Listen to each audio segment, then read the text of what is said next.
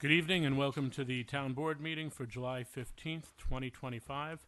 If we could all stand for the Pledge of Allegiance.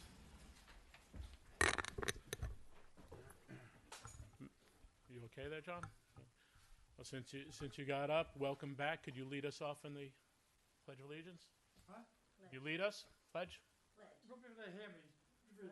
I pledge Allegiance to the flag of the United States of America and to the republic for which it stands, one nation under God, indivisible, with liberty and justice for all.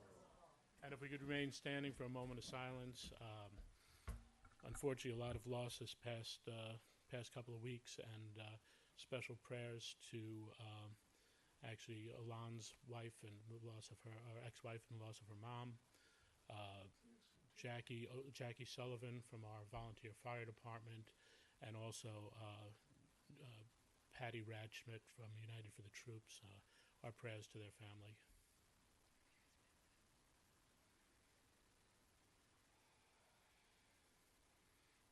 Amen. Good, just making sure. Yep. Introductions to my right. Good evening, Diana Quast, Town Clerk. Good evening, Lieutenant Howitt, Councilwoman. Supervisor Ed Lachterman. Sergio Esposito, Deputy Supervisor. Patrick Murphy, Councilman. Susan Siegel, Councilwoman. Adam Rodriguez, Town Attorney. Great. For our report to the town, just a lot of things going as the summer's there. We've had experienced a lot of heat waves coming up, and Con Ed and NYSEG, we've been in constant communication, making sure that their planning is in effect. They've been fortunate that we really have not been hit that hard. Even the flooding yesterday was not as bad as Down County, so we're very thankful for that. But as the heat is on, please remember the library acts as a cooling station for the town. As well as that, we have the Cappellini Center open, especially for seniors. There's a senior program every day, Monday through Friday, downstairs in the Nutrition Center, and you could go there to cool off. And we have been in constant communication also with the JV Mall, which is another great place that you could go for cooling off, and they're happy to see you there as well. We also have a couple things coming up. The Yorktown Lions concerts have been running. We've had our first two this weekend passed with Stevie Mack. Howard's giving it a big thumbs up. They were from the 2 thumbs up. They were phenomenal. I know you would, Leilani, enjoying the show, and Chan. Yep, they were really, really good.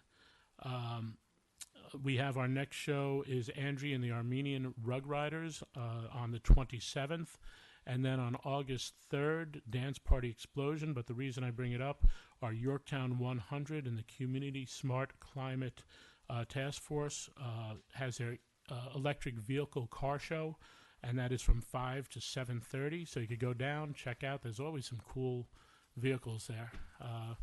And check out the car show on the track at the Veterans Memorial track. And then also the Yorktown Repair Cafe is this coming Saturday. Next Saturday, thank you. I'm trying to figure the date. Is Saturday, July 26th from 11 to 3. That is at the church on Gomer Street at the very end.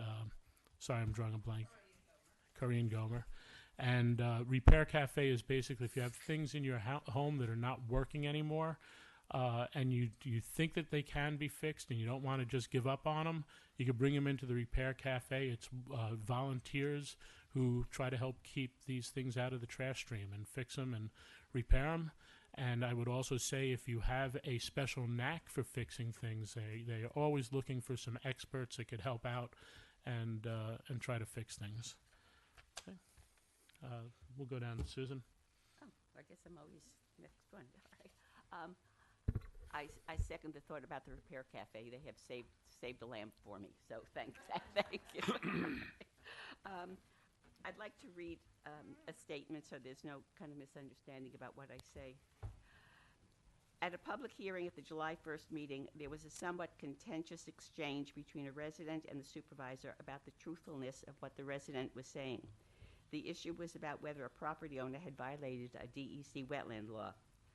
For the record, and in the spirit of total transparency and to clear up any confusion, I want to present some facts. Facts, not speculation, not opinion, just facts. Made me think about Detective Webb, if anyone remembers that, just the facts, ma'am. And while the issue is not directly related to the current discussion about Navajo Fields, facts and the truth are always relevant, especially when they have been challenged. During his comments, the resident said, and I quote, "I believe I'm correct. This parcel has a history of environmental issues and already has been compelled by the DEC." But before the resident could finish the sentence, the supervisor interrupted him and said his comments were only speculation unless he had proof, which prompted me to interject that there had been violations because there was a record of the settlement with the DEC, that I likely had a copy of the settlement in my computer because I had foiled the DEC back in 2023. This is the settlement document. It's dated March 2022, and in it the property owner acknowledges that he violated the wetlands law.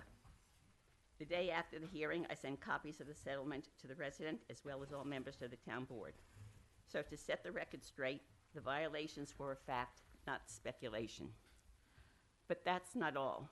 There's another fact that proves that there was a settlement and that the supervisor should have known that the comments about the violations were not speculative. Even if board members didn't know about the 2022 settlement, they should have known as by the end of May, they should have known that as of the end of May, there was a DEC settlement. That's because they were given a site plan of the applicant's proposed project that actually superimposed some of the proposed buildings over a portion of the site plan that was part of the DEC settlement. And the DEC settlement number for that settlement was clearly and prominently shown on the top of the site plan. The site plan was Appendix 8 in Book 1. But the public didn't know about Book 1 because Book 1 was never uploaded to the town's website, just Books 2 and 3. And ironically, I was in town hall for a meeting the night after the board meeting, and to my surprise, a large poster board with that very same map was in the hallway just opposite the town clerk's window. Those are the facts, not speculation, not opinion, just facts. Thank you. All right, my turn. The library, they're going to have open concerts. They're going to have one this Thursday from 6 to 7:30. It'll be West Rock Duo. And then next Thursday, from 6 to 7:30, they're going to have the jam show. So, like Ed said, the library is a great resource for entertainment, and it's a cooling center. It's an unfound gem in the town. So you can go to the website and find out. Also, I just feel compelled to respond to what Susan said last week. See, at the public hearing for the Osceola overlay, she decided to vote before the planning board weighed in, before the conservation board weighed in, and she decides to, go out there and put a vote in it. So she thinks she's smarter than the conservation board, the planning board, us on the board. She's constantly, pointing her fingers at us. But so far, you've accused us of crossing the gray line in closed session. You did it on April 15th. You have accused us of coming in with predetermined opinions on projects. You did it last week. I could speak for myself. Our job right now is to listen about this whole overlay. Our job is to listen.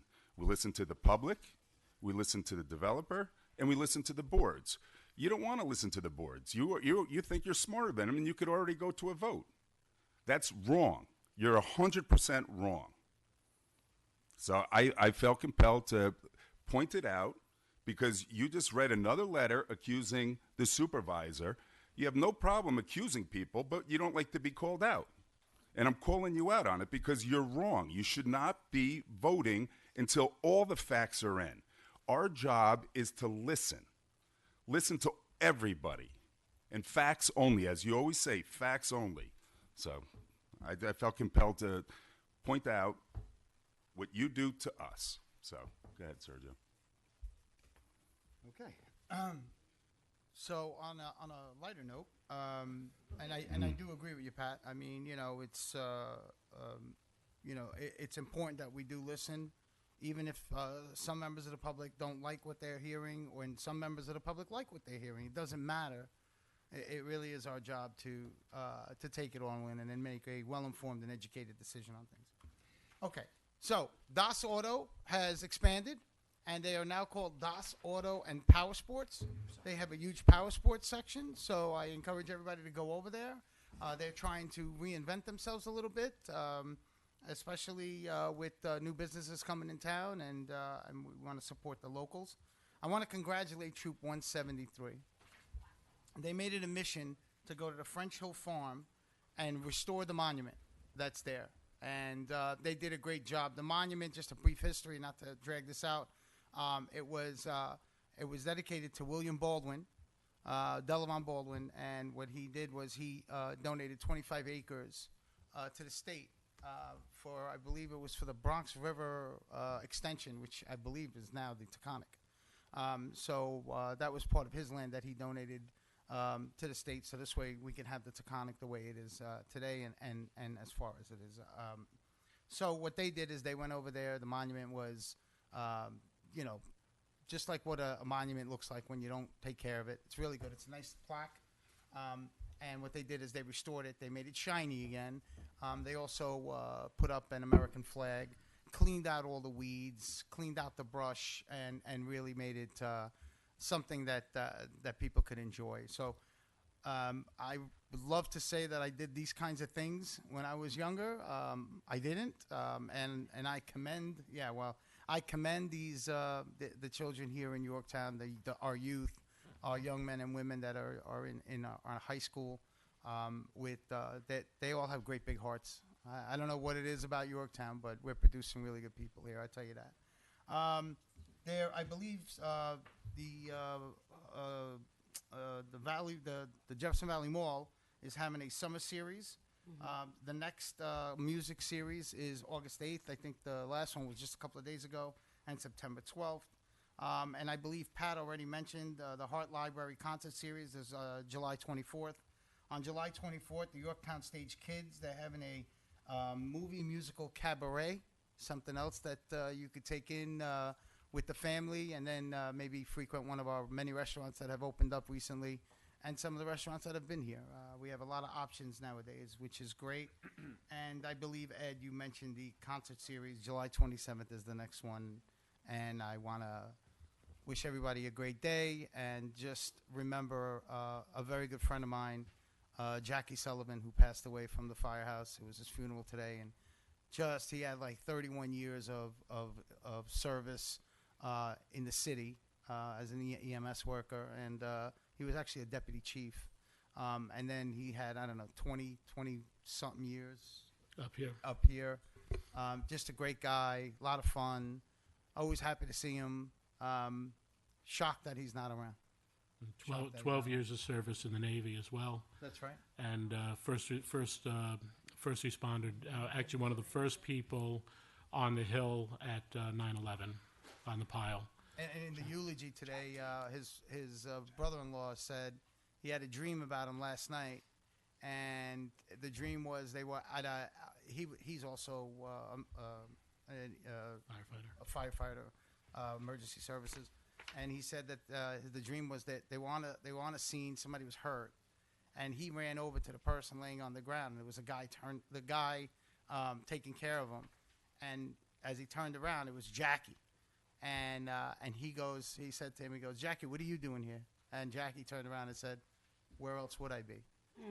The man was just, a legend to me. So, and did so much good for so many people, touched so many people. He will be missed.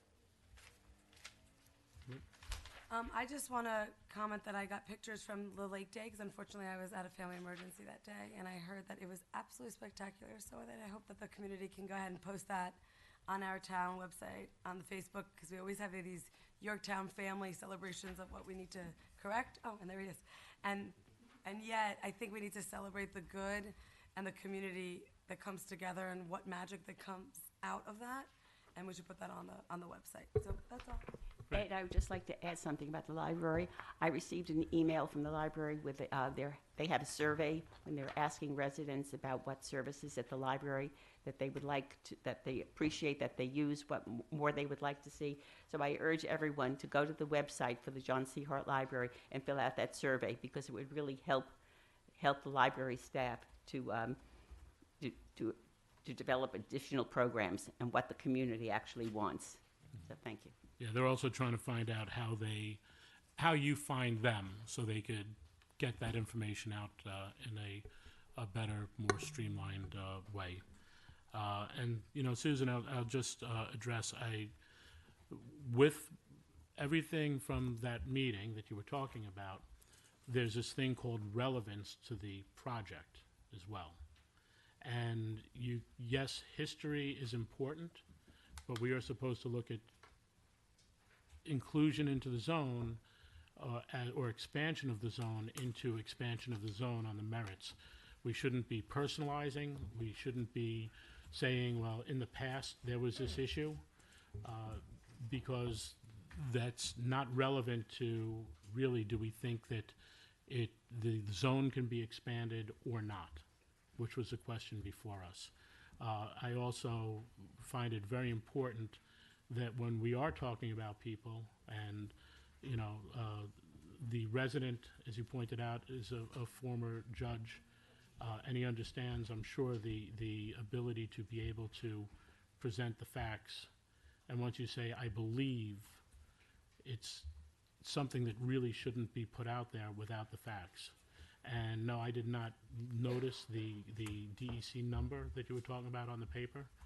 In book one, it was missed by me, but we need to be careful. And we've had that, we talk about that all the time. Courtesy of the floor shouldn't be personalized, and public hearings should not be personalized. They should stay to what they're dictated to be about, not just willy-nilly, let's muddy the water. Now it should be, let's talk about the project. And as Patrick put out before, let's get all the information before we make announcements to the room that, hey, I'm not voting for something because we think it's expedient, because our job is to weigh all the information and make the best decision possible for the town. My comment was just based because I said at the time that the comments were made and that there was a dispute as to what was the actual facts. And I said at the time that I had a copy of the settlement. I didn't have it with me, and I found it as soon as I got home. And that's all. That's my statement, was just to correct the record. It had nothing to do with whether it was a relevant comment or not, or my position on Navajo Fields. That was not the subject of my comments. My comments were only to state the facts, because there was some confusion in the mind of the public as to whether this was true or speculative, and the facts showed that it was not speculative, that indeed it was a fact that there had been violations, and that's all I wanted to say. And once again, there's a relevance to it that we need to look at, and that, I think that's important, even when you're making the statement. Well, but that was not the point of what you said. Let's go right. on and I believe let's the just violations were proceed. cured, weren't they? Weren't they They- resolved? That's not the issue. That's not, of Were course. they resolved, yes or no? Yes. Okay, all right. The So we had DEC violations, In we the, resolved yes, them. Okay, but so that's, all right. there were violations, and the settlement There- acknowledges that there were There violations. were violations, and they were resolved. Yeah. That part got left out completely in everybody's statements, by the way. So I'm going to say it. He had violations, just like many other people have violations on their property, and then they resolve them. Yes, Okay, all right, great. Fantastic. Let's move on. it was a settlement. Yeah, it was resolved. We have, That wasn't the issue. We have- That we wasn't the issue of okay. fact You and can't get truthfulness. yourself to say it. Go ahead. all right. No. I want to say something, but in the moment of it moving on, yes. Next up, we have our presentation of the audit report for 2024 from Alan Cassay of PKF O'Connor Davies. Good evening, Alan. Good evening, Supervisor Lackman, how are you? I'm doing well. How about to see you. yourself? I'm fine, thank you. Awesome. Good evening, Board. Hi. And I will mention, we have our comptroller and our assistant And I just want to comptroller. address one thing. Susan, the book one, which was the larger book of the FEAF, was removed because we hadn't gotten an updated one. Now, if you go on to the website and you click on the link, it will take you to that. It's just not listed under book 2 and book 3 on the bottom. No, because they're- the system, hold on, because our system on the website will not hold that much information. I know that book one. Quite had- frankly, if anybody wants to see the book, we also have it available in our office. on the website, where you had all the documents listed, and then you had above that, you had links for 2 other miscellaneous or additional maps. I can't remember what they were called, and neither of those links worked. to One was additional maps, and the other one was for the FEAF, which comes up in my system right now, so. I'm just making the And, point. and we're still talking about something that was resolved. Let's move All on. right. The Alan. presentation. Welcome, Alan. Okay. I'm going to go summarize the results of the audit, which is contained in this financial statement, which is about 160 pages. So rather than go through that, I prepared this PowerPoint. I would like all 160 pages, Alan. I'm sure you have a copy. I do. Is it listed on the website on the book one? I've gotten, I'm just kidding. I've gotten through most of it. Any questions you have, feel free. Yes. Okay. So this is the agenda we're going to go over tonight, the results, our opinion, the financial statements, a look at the general fund, 3-year fund balance, the budget to actual summary of the general fund, budget to actual revenues and expenditures, and then the other governmental funds, and then some summary points. Okay. This is a synopsis of our auditor's opinion. Basically, it says we completed the audit of the 2024 financial statements of the town of Yorktown, New York. The objective of the audit was to obtain reasonable assurance whether the financial statements were free of material misstatement. As a result, we issued our opinion, and on the bottom, you'll see that we have issued an unmodified, also a clean opinion. It's the best opinion you could receive. Next, please. This is a look back at the general fund balance. Years ago, the Government Accounting Standards Board came out with a statement number 54, where they changed all the terminology for all the categories of funds. So what you're looking at is the most recent. It was adopted about 3-4 years ago. So going across the top from left to right, you have the variance. It should be between 23 and 24. You have the fund balance of 24, 23, and then 22. On the top left, you have your non-spendable fund balance. For 2024, you have $874,000 of prepaid expenditures, and that's all from the employees' retirement system and the police and fire retirement system. Then you have some non-spendable fund balance related to your leases. Alan, real quick, is there a typo? Is it It should be 2023, 24? 24, Okay, 23. that's all. Just if people go on the website, just want Yes. to make sure it's 24. I could have that fixed and No, resend it's it fine, to you. just as long as people know you're Okay. talking about apples to apples. Absolutely. Then you have your restricted fund balance, you have your employee benefit accrued liability of 2.3 million, and you have some pilot tax protection of 200,000 that remain consistent from the prior year. Below that, you have committed fund balance. These are funds that the board decided to commit to these projects by a board resolution. There's a fair amount of that, it's 5.9 million. You have some for equipment and software, park improvements, buildings, the streetscape infrastructure, 2 million, contractual expenditures of 1 million, and then medical retirement for 750,000. Then you have your assigned fund balance. The purchases on order are encumbrances, which are basically purchase orders issued at the end of the year for which you haven't received the goods and services. So that $1,011,000 is encumbered. It will roll forward into 2025. And then you're taking $1,425,000 out of the fund balance at the end of 24 and using it to balance the budget for 2025. That's the same amount as you did in 2023. And then you have put aside some money for the tax certiorari, which is the same amount as the prior year, $530,000. And the second number up from the bottom in the 2024 column is the unassigned fund balance, 24,415,000, which is relatively close to what it was the prior year. Any questions? Yeah, just as a general comment, the unassigned balance, what would your advice be to the town as the amount for an unassigned fund balance you should have relative to the total budget? Because this number is roughly 65% of our total. It is 65%. Is You're that- correct. Does that mean we could possibly spend some more on, if we had needed capital projects, not wasteful capital projects, but capital projects that are needed? You certainly could. I mean, the advantage to doing that is if you use available funds as opposed to issuing debt, then you save the issuance costs and you save the interest payments on the debt. But that's a, decision that the board would have to make. But then if you have to go out and get debt and you don't have money in the account to, Pay it back.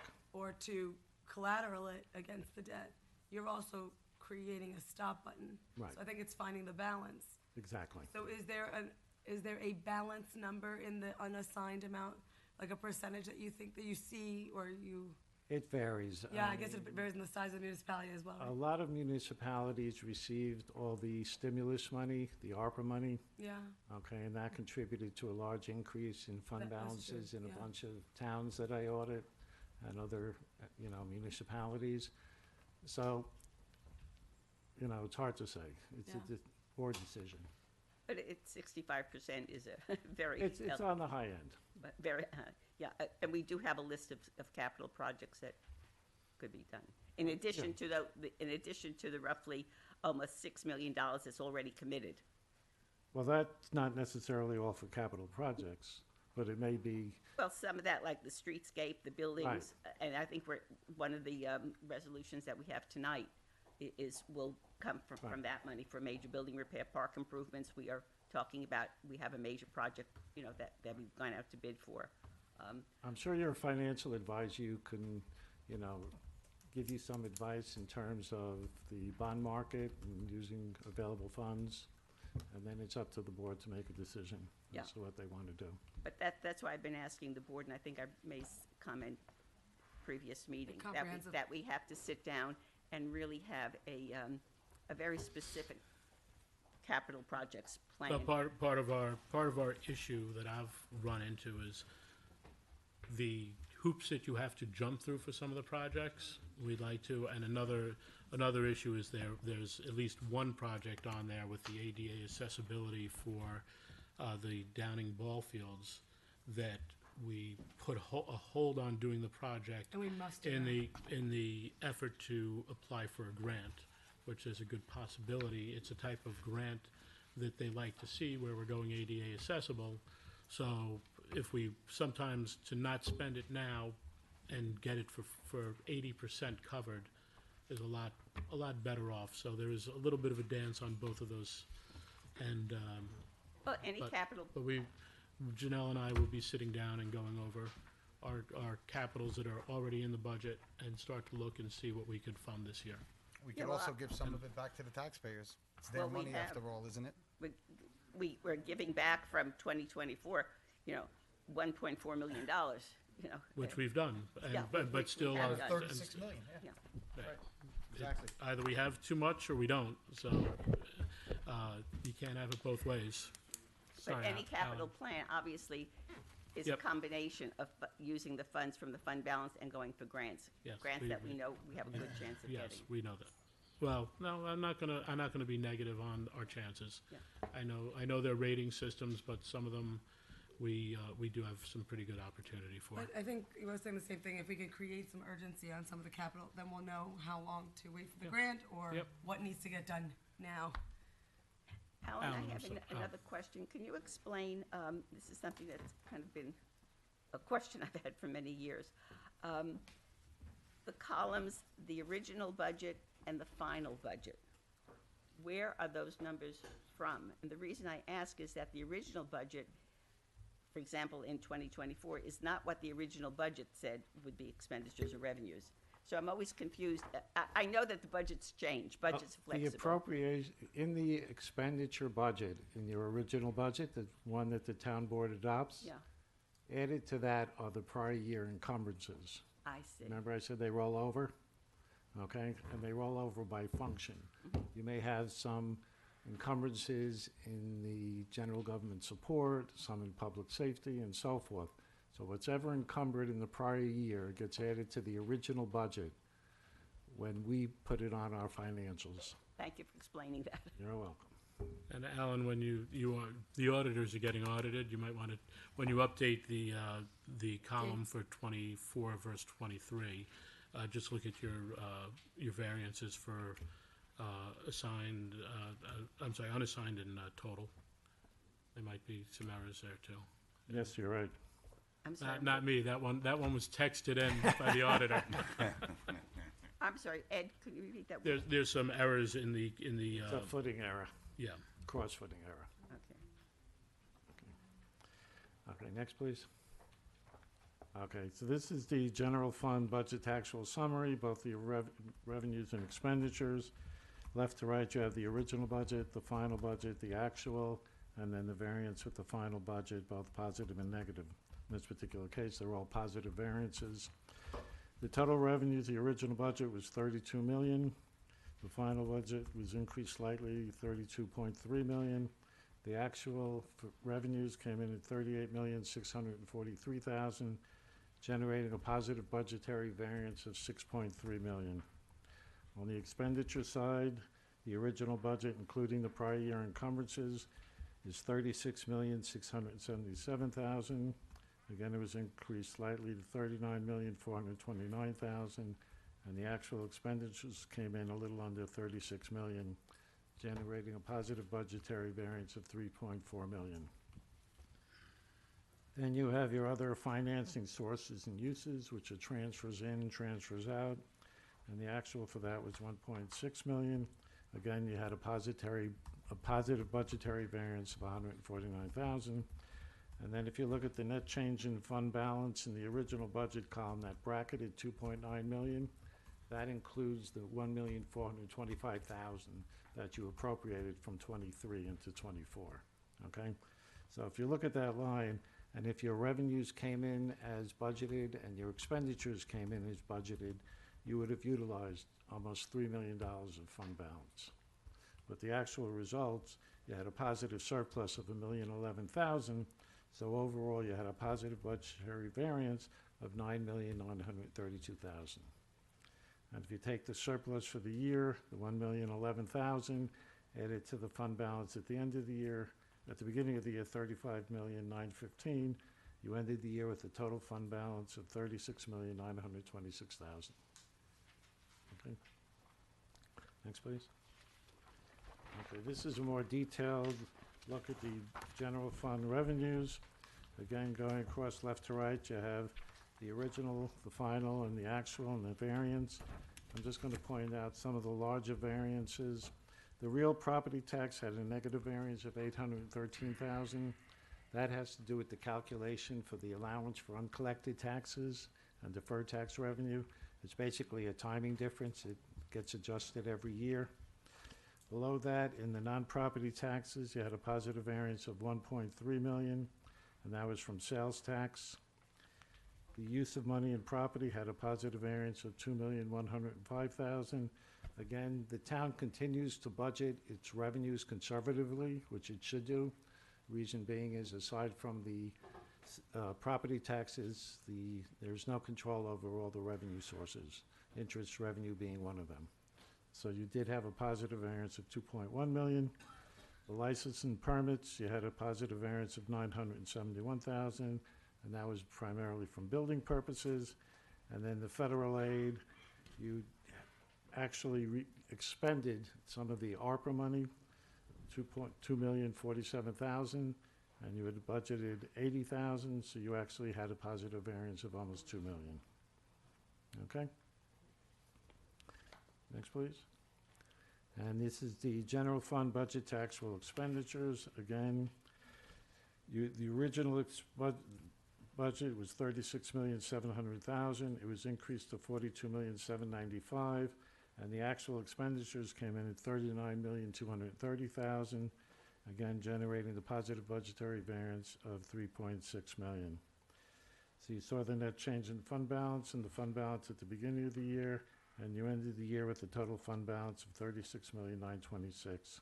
Some of the larger variances in general government support, you have about 26 different functions in general government support that are detailed in the financial statements, and this variance was basically spread throughout all of them. There was no one particular large variance. In public safety, I had a positive variance of $1.2 million, and that was within the police department. And then the employee benefits had a positive variance of $737,000, and that was from the state and police retirement systems. Okay? Next, please. And this is a listing of your other governmental funds. You have the highway fund, all your special districts are all up into one, the capital projects fund, and the non-major governmental funds, of which there are four different funds. So all of them, as you see on the bottom, the ending fund balance, you have a positive fund balance for all the funds. In the special districts funds, you could see the breakout, the combined water, the combined sewer, refuse, and so forth, for a total district fund balance of $11.4 million. The non-major governmental funds, you had the Community Development Fund, which had a deficit of $29,000. The library fund had a positive fund balance of $2.9 million. The special purpose fund, which are all your trusts, of $1.3 million. And the debt service fund had a positive variance of had a positive fund balance of $69,000. Can you explain what the Community Development Fund is? Well, in your financials, it's in pages, let me see, Is that our Section 8 housing? that's the Section 8 housing, the Housing Assistance Program. Yep. The details are on page 103 and 104 in the financials. Okay? Next. Any questions on that? There are other, I guess you have a non-major, so then there would be non-minor funds like the tree fund. No. When the Government Accounting Standards Board came out with statement number 34, about 2005, certain funds are considered major funds. And the general fund has to be a major fund. Okay, and based on a formula and a calculation, based on revenues and expenditures, funds are determined to be either major or non-major. Okay, so the calculation for these four funds deems them to be non-major. All the other funds are major because of the revenues and expenditures. But we also have some other funds that are not, You have internal service funds, which are in the general fund. well, we have like a trust and agency fund for. No, you don't have, the trust and agency fund is gone. You have a custodial fund. That's called the custodial fund. It's What called the about the tree custodial. fund when developers? fund? Tree fund, when developers pay money into the tree fund, That's in the special purpose fund. That's That's a trust. that's a trust, so that's a, Contributions that money is contributed for a particular purpose. so that's not listed. That's listed here. Special purpose fund. It's under the non-major funds. Special purpose funds, okay, so that's It's all listed, it's in all there. in there. Exactly.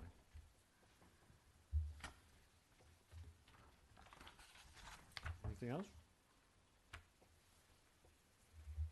Okay. Next, please. Okay, just to summarize, we issued an unmodified opinion, a clean opinion. We also issued a report to those charged with governance, which is known as a management letter. Potentially, you could have 3 levels of comment: significant deficiency, material weakness, or control deficiency.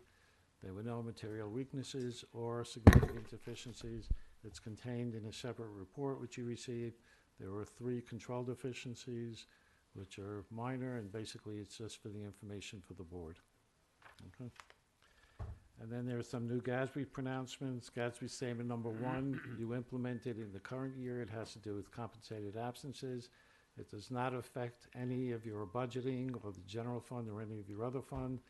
It's basically disclosure information and a different way to calculate it, which Janelle did and the finance department did.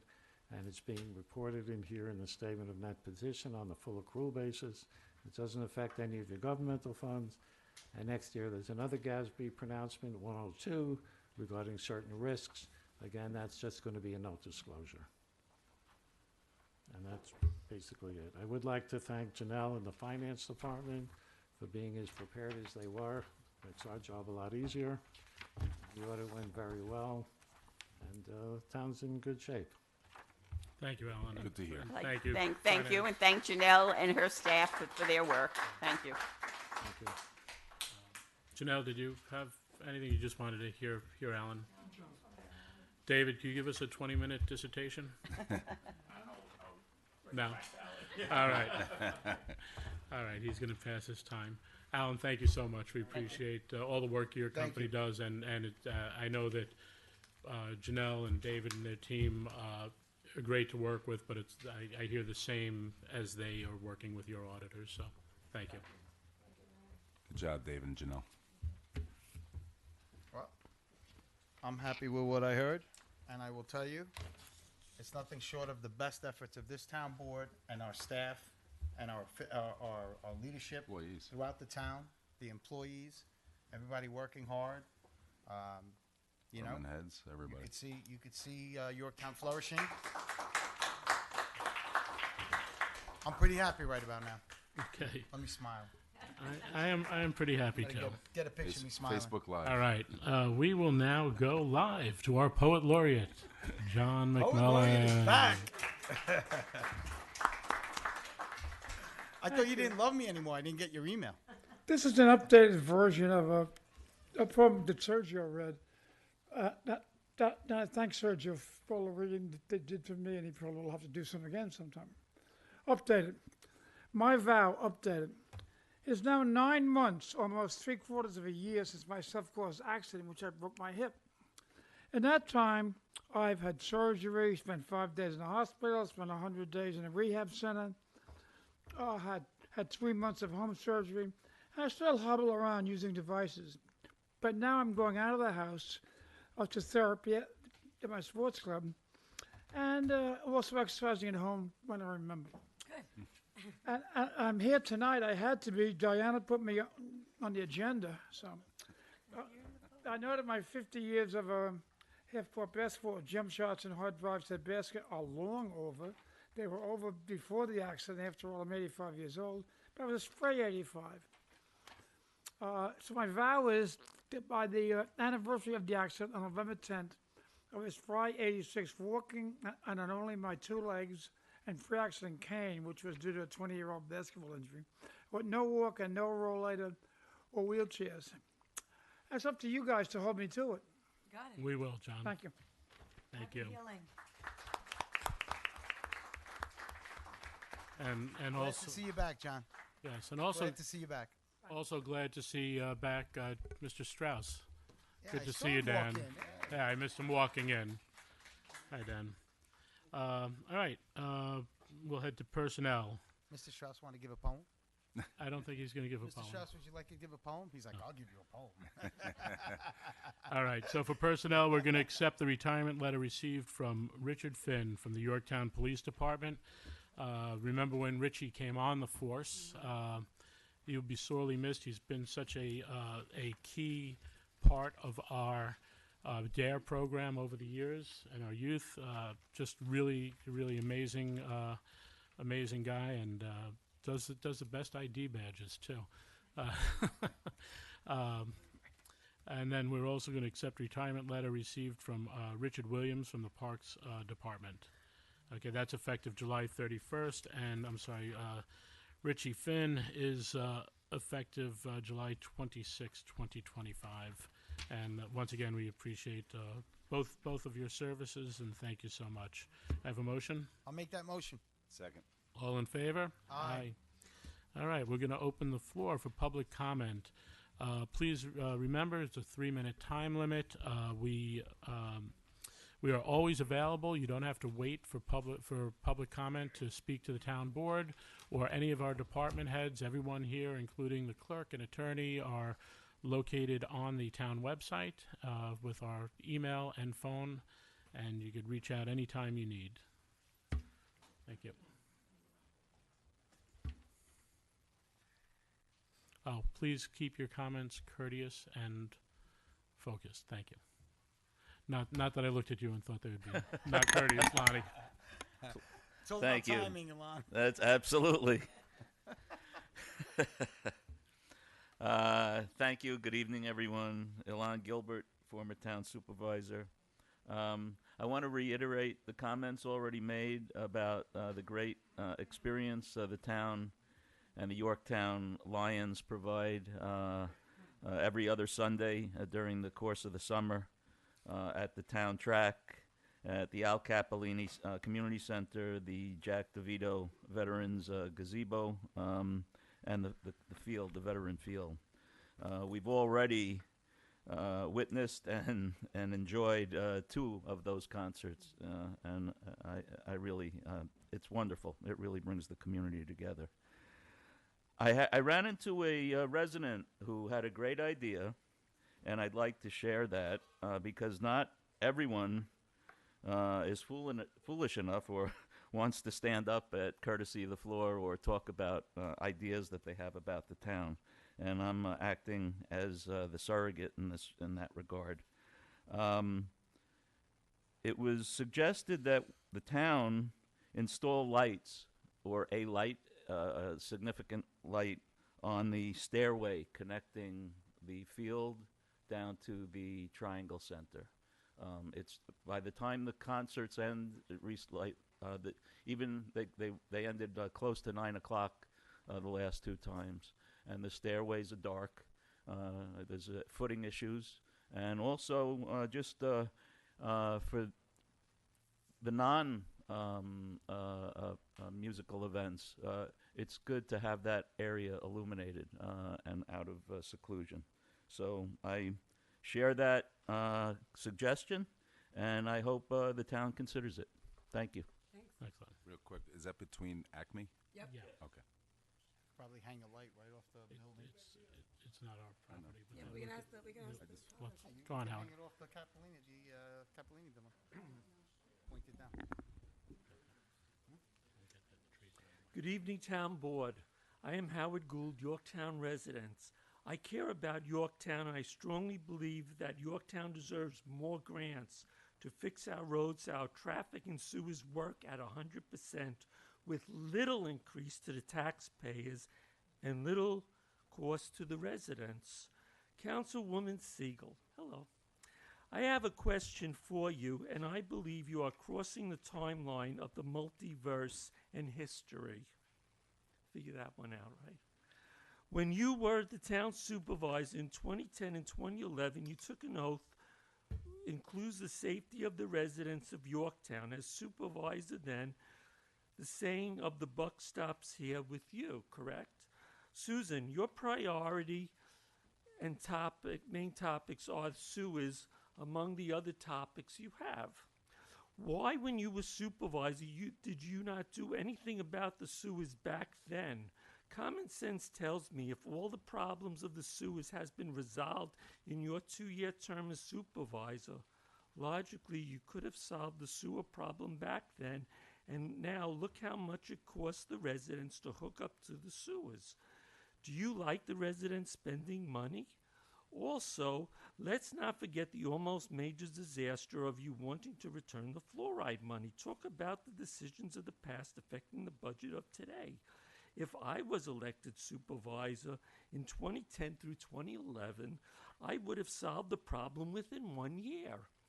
Look, you are still talking about sewers every day and more expensive. Where is the progress in the preservation? In the 15 plus years you have been talking about it, and 30 minutes or more every meeting.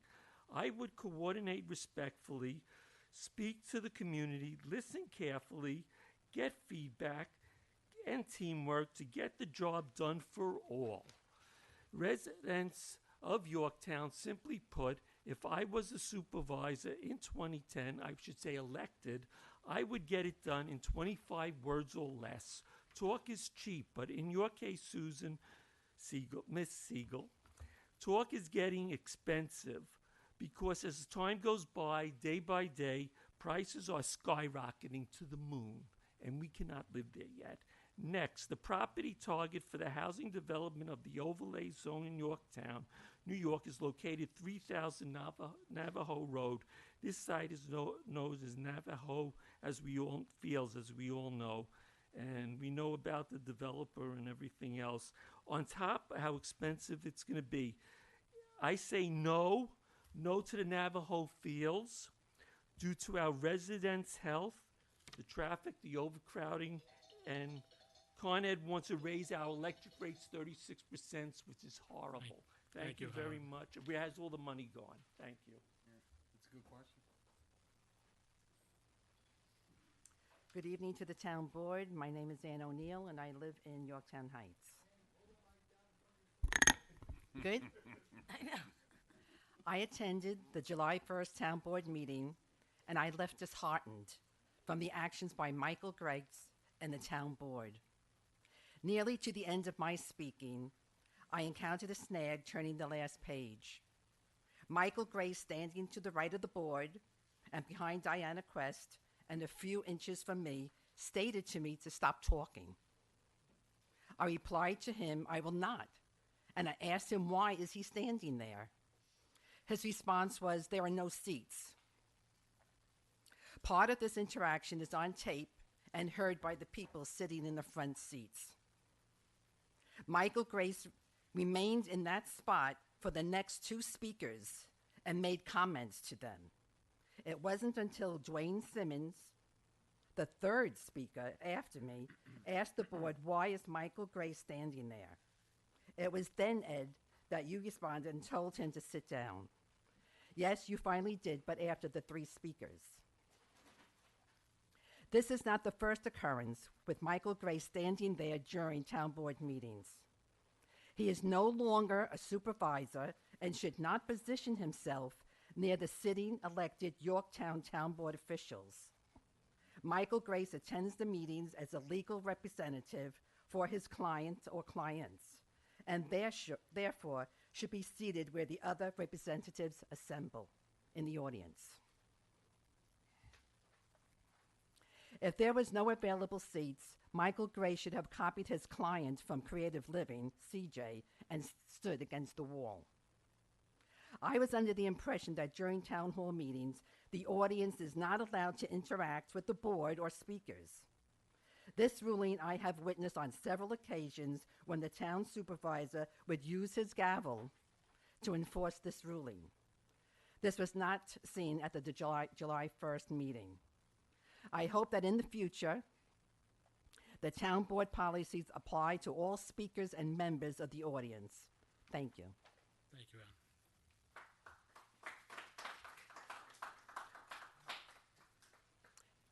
Good evening, members of the board. Joanne Sillig, Yorktown Heights. I would like to address some comments that were made at the public hearing. I was corrected from using the term quid pro quo to community benefits. Example, the developer will put in sewers if permitted to build the project. The supervisor made it very clear that Navajo cannot be built without sewers. Yorktown does not benefit from a trunk line. However, if the developer pays for the hookup, now that would be considered meaningful benefits. Mr. Arioli, I believe, the other attorney, stated that arguments against Navajo are similar to other projects. Yeah, that may be so, but with one major difference: population. Jefferson Village was built between 1967 and 1986. The population is far greater in 2025. There is no comparison.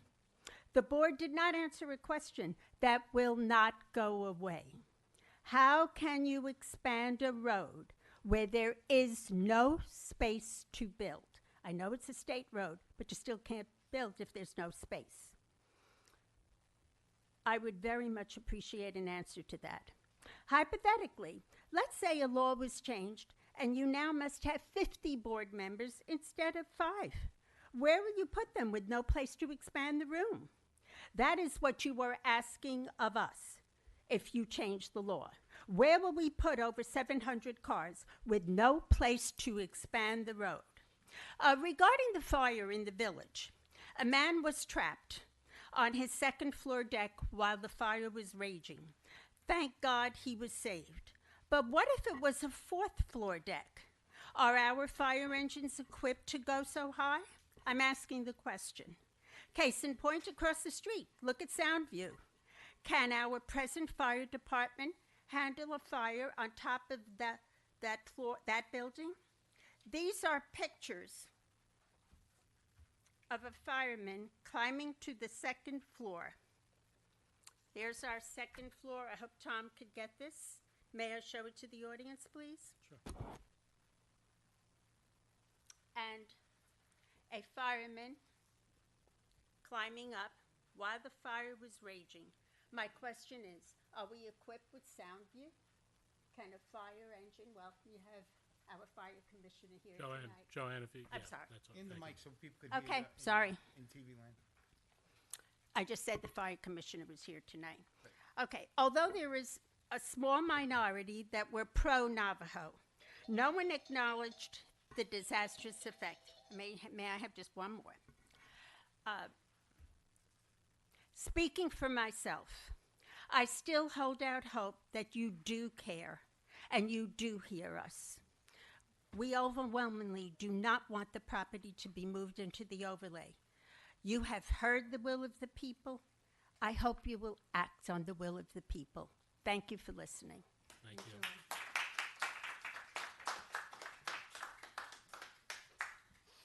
Hi. My name is Peter Cleary. My wife and I moved up here 3.5 years ago. I've got some questions about emergency services. The deadly flooding in Texas, the storms up here have me thinking about that. And as a new resident up here, I have a lot of questions, so bear with me. Does Yorktown have an emergency alert system? If so, how current is it? Is it tested often? Do people need to sign up for it? I've never received a notice that there's something to sign up for. Are there coordinated sirens? Who controls them? The town, the fire department, the police department, the county, all of them, none of them? Do the schools have emergency plans for when they're in session? What about people who have disabilities, the elderly, learning disabled? Is there a plan to provide residents with emergency power, food, water for a couple of days if everything falls apart? So those are my questions. Thank you very much. Thanks, Peter. Good evening, Jay Kopstein. Hi, Jen. Different subject. At the last courtesy of the floor, a request was made for certain members of the board to recuse themselves from the Navajo project. The request was inappropriate. If the requester had information, the appropriate place is for it to be sent to the ethics board. I too could raise several issues, but I know in my heart that Inspector Clouseau would be able to see how shallow and superfluous they would be. Thank you. Thank you. Thank you, Jay.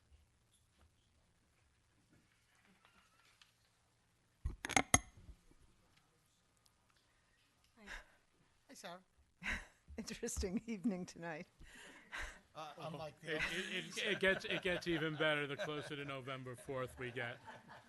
Good evening, Supervisor Lachterman and members of the board. Sarah Wilson, resident of Yorktown Heights. As I mentioned 2 weeks ago during courtesy of the floor, I, like approximately 35,000 other Yorktown residents, am served by the Northern Westchester Joint Waterworks from Amwalk Reservoir. At that time, I expressed my concern regarding the expected issuance this summer of a final engineering report, an FER, granting a clean bill of health to the previously lead-contaminated site of a proposed subdivision of 23 large single-family homes on 1-acre lots on the shore of the reservoir. I mentioned that I intended to attend the Somers Town Board meeting this past Thursday, July 10th, which I did, along with a half dozen other concerned citizens.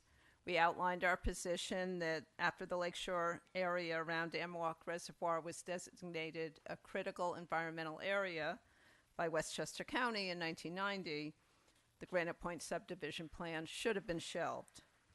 The fact that we were there 35 years later, still talking about building million-dollar homes on that site, was a sign that, to us anyway, that this was about money and not about protecting our precious water source. Our reservoirs are already dealing with high levels of salinity from road salt runoff, and adding more roads and driveways and impermeable surfaces will only add to the problem. Additionally, the use of fertilizers and pesticides add PFAS and PFOA, forever chemicals, into the water. We urge the Somers Town Board to assume lead agency status and to determine how this land could be acquired from the owner and protected from development. The response of the Somers Town Attorney was that this matter was out of the hands of the town board and that there was nothing they could do about this.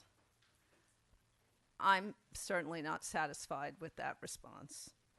And I want to ask you, as our representatives, what can be done? I'm wondering if you were able to speak to Supervisor Scarano about this yet, and whether you got any insight into possible next steps. If the town of Somers is unable or unwilling to take action to prevent this construction, is there any action that can be taken maybe at the state level, maybe engaging New York State, DEP, or DEC to take over this land? Or perhaps a private land trust, the county, whatever. It is a critical environmental area.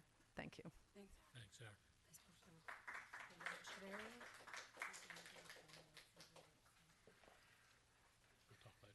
Good evening, Jamir Chandani, Yorktown Heights. I am here just to clarify some inaccuracies in the response to my previous public hearing comments. My remarks were really directed specifically at the town board decision and policies. I did not in any way mention the planning board or planning department staff who work diligently within the parameters set by this board. My comments were directed at the decision that is before this body about putting the Navajo Fields project into the overlay district. I never insinuated or implied anything other than that. So I just wanted to clarify that. The other question that I have that was not actually addressed, and there's been a lot of conversation tonight about safety. Certainly the flooding in the last couple of days have made it all the more clear that we need to have this conversation. I'd asked a question not about the safety of any individual project. My question was about when, if the town has engaged in a town-wide assessment, much to Peter's point, about when, if we have done any kind of town-wide assessment about our infrastructure and our ability to withstand these weather events and the increasing development in our town. So I would be interested in hearing a response to that question. Thank you. Excuse me. Dan Strauss, 59-year resident. Congratulations to recent retirement for Captain Graham and also to Paul Colarusso a few months ago. I'm not in favor of the Navajo project, but very sadly, I understand that the attorney for the owner made a comment about a year ago at a planning board meeting to one of the residents at Jefferson Village that it was going to be approved. And so that's not hearsay. That was validated from someone I know.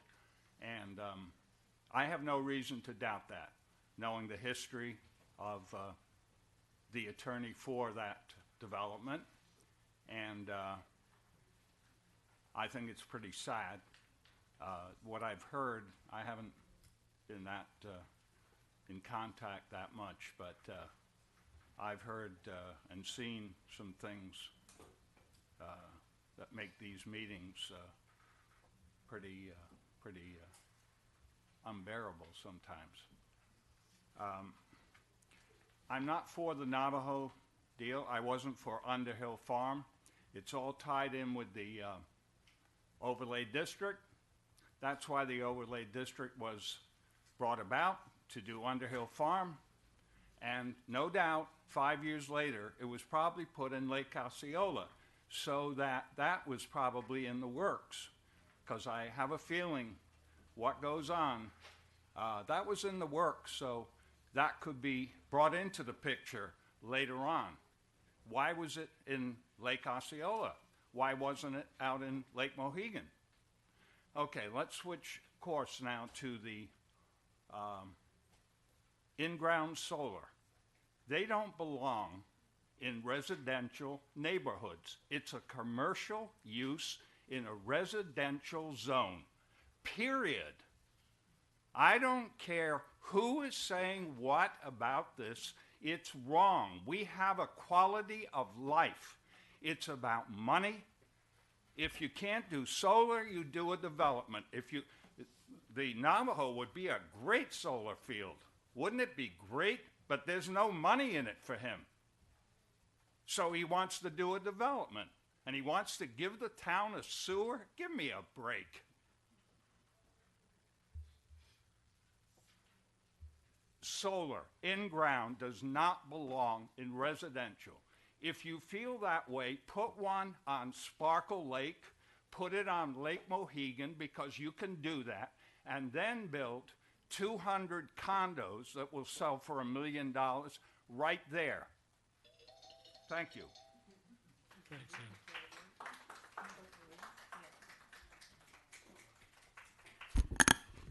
Hello, Anthony Pichette. I just want to speak. Hello. I want to speak about three things. The first thing I want to talk about was the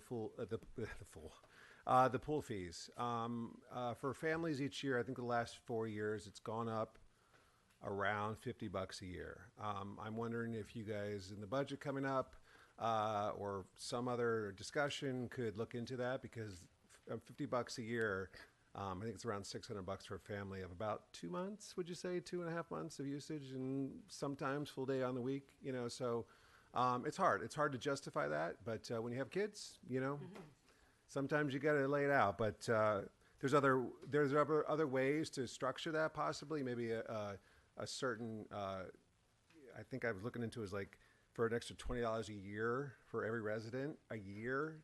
You could get that down, and everyone could pay like $10 a visit, something like that. So just as an idea. Number two, I was reading the other day that they were looking into reducing the bus routes up here in northern Westchester, and it's kind of related to what we're talking about, the developments.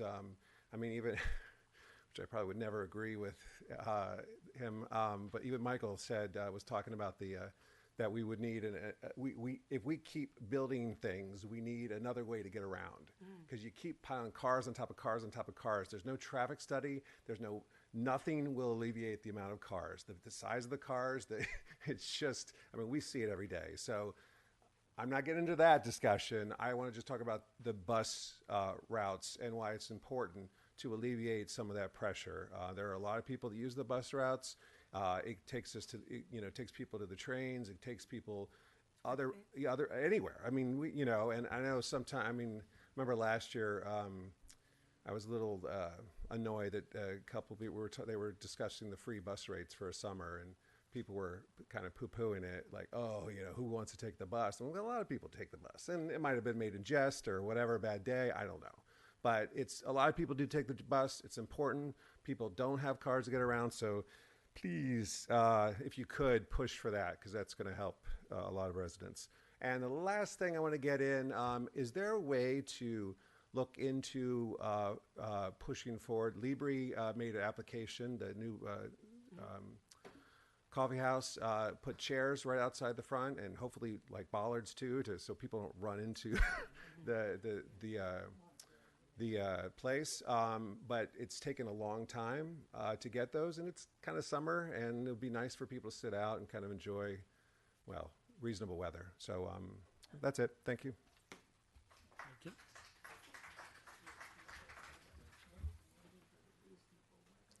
Good evening, Ken Belfer. Dan Strauss got me all riled up, so I'm going to first of all say 35-year resident to try to compete with him a little, but I know I can't catch up. Second of all, No solar on my leg.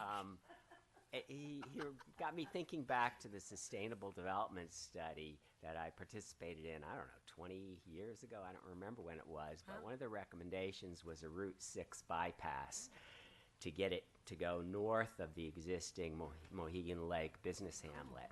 If that Route 6 bypass could happen, and it probably never will, then I would recommend having the overlay district in the Route 6 business hamlet of Mohegan Lake to allow creative redevelopment to create a real little hamlet there. Anyway, I didn't plan on saying this, and now I've lost all my reputation in the Mohegan Lake community, so I'm done for. What I did come up here for was just to ask, I was out all day and I didn't check the agenda, and I thought something was going to be on it because I was sent a draft of a resolution first thing this morning scheduling a public hearing for August 4th for the Mohegan Lake bacteria treatments, and I replied by like 9:30 saying it was fine, and then I didn't see it on the agenda, so I just wondered if there was a reason why it wasn't on the agenda, or if it's not going to be August 4th. Thank you. Thanks, Ken. I hope your seat's still waiting for you over there. Good evening, guys. We'll read it. Ladies. Brian D., resident, Shrub Oak, 50-something years now. So I came for a couple reasons, but I have other ones too. So I'll do this kind of quick. My wife received an email from Yvonne over at the library, and apparently they're going to put electric car chargers in. They got a grant to do this. The idea to lay it out is where you can see it from the street, like almost where the Christmas tree is. And I kind of don't want to have that look in the middle of Shrub Oak. We've tried to make that like a historic looking area and kind of old school. Mhm. So maybe we can push those to the back of the lot so they're not so visible from East Main Street. So I guess there was a meeting over there with Yvonne, my wife, and Diana last week, and they were talking about it. So maybe you guys can look into it a little and see what's going on and try to keep it away from visual and make it a little prettier over there. You know, and we got some curbs over there that really need some attention. They're trashed from the winter. They're just done. They need to be fixed. Other thing I'm here for is I watch you guys talk about this overlay district. This Navajo thing has become a sore spot between all of you and between the residents. I also keep hearing about the one that they want to do in Shrub Oak. It keeps coming up because that's that project over there behind Cocoa Farms. They want to put those apartments in there. To keep creating these overlay districts and you guys just keep going at each other's throats is kind of like watching a TV show that's dysfunctional. I mean, it's not working. So maybe we just don't add anything in and we just leave with what we got and see if we can fix the problem. I mean, this didn't turn out all that great. You know, it's way too big and it's kind of overpowering in the middle of town. I don't think I want to keep seeing our town be built in that way.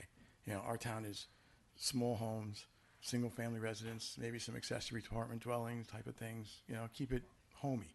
You guys are making it, all these guys coming in, these contractors coming in, they're building, and we don't have the infrastructure for it. We definitely don't have the emergency services for it.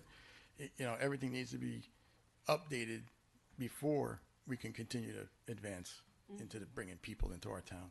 I'm not against it, but it has to be done in the right order, in the right fashion. It's just too much too fast. We need to slow down a little bit. And maybe don't add any more overlay districts for a while, especially in Mohegan and Shrub Oak. We really don't need it over there right now. Okay? Thanks. Thanks, Brian.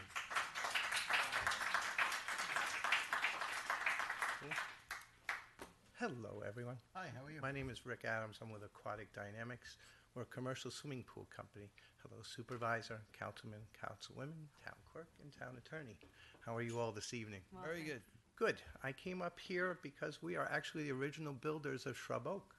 I built that four-pool complex back in 2000, which is just a beautiful complex and was the pinnacle of my life. I'm 34 years building strictly municipality pools.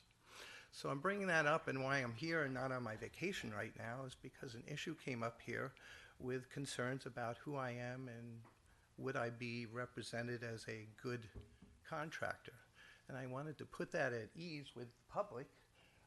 So I have brought with me many reference letters. I guess I'm not allowed to interact, so I can't give you copies of all these letters, but I'll provide it to anyone that wants to see them. I'm hoping this can be resolved quickly. The project that's up there, we are the apparent low bidder. Both times it was bid. I look forward to hopefully getting it. The important point is the product that needs to be done to do this 3 pools over has a very short window of getting the order in to get the job completed. I'm very concerned. I've contacted, spoke with the Parks Department to get this done. Let's go. We want to get in there after Labor Day so this is available for all them next season. So that's where I'm sitting at. I absolutely love this project. It is my baby project and meant the world to me. As a matter of fact, my son is with me, and I have pictures of him about this tall and swimmies there when I finish the project. So hopefully it'll come together. But I wanted to introduce myself, and I went on my way to come from Long Island to see you all this evening so I could put everybody at ease, because there seems to be something going on that I've never run into in 34 years of doing this for a living that came up here, and I was kind of appalled that it even arrived and got to this point. So I hope I'm here to resolve anything, but I guess I'm not allowed to talk to you. But I do have my reference letters, and I will provide it to any of you who want to see who I am and what I've done. And hopefully this can get done quickly so we can get the project done. And that'll do it. Enjoy the rest of your evening. Very nice meeting all of you. Just send us those letters, okay? They're already in your office. Yeah, well, so we saw them already. Thank you. Thank you.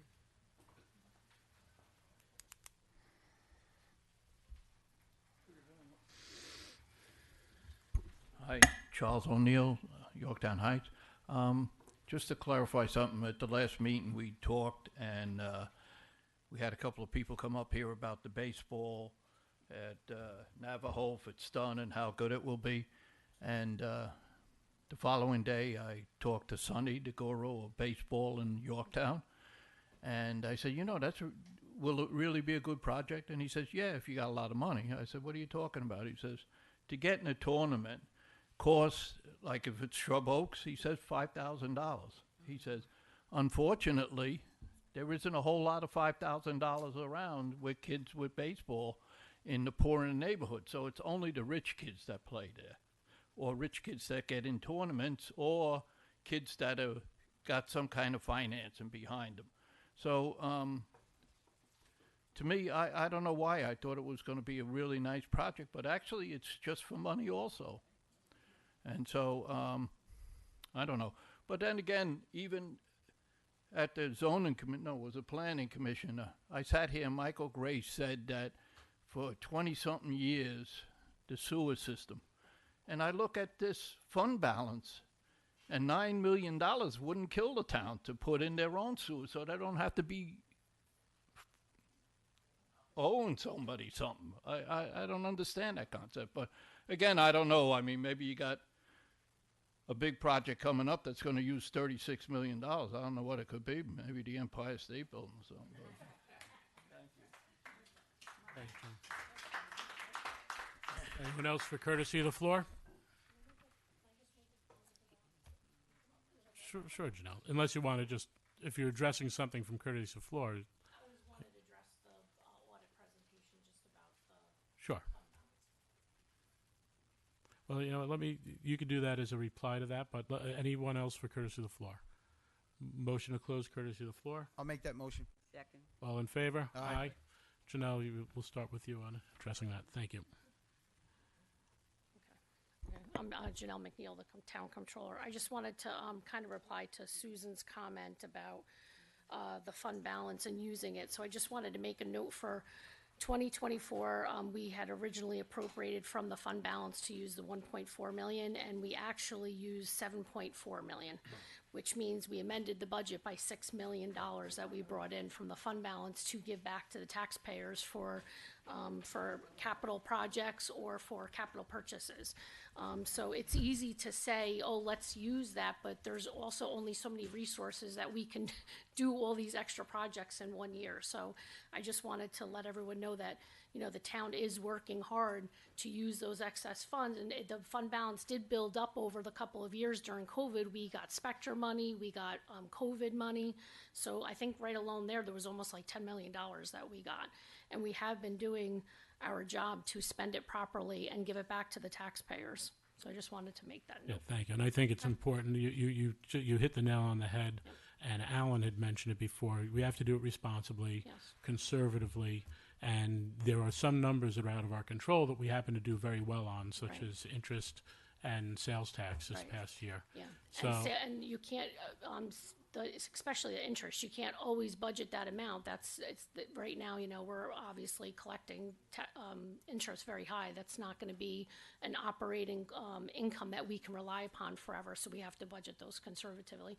And then one other resident made the comment about why can't we use 9 million for sewers, because general fund, you can't take funds from there. Sewer funds are different funds. We're not allowed to intermingle.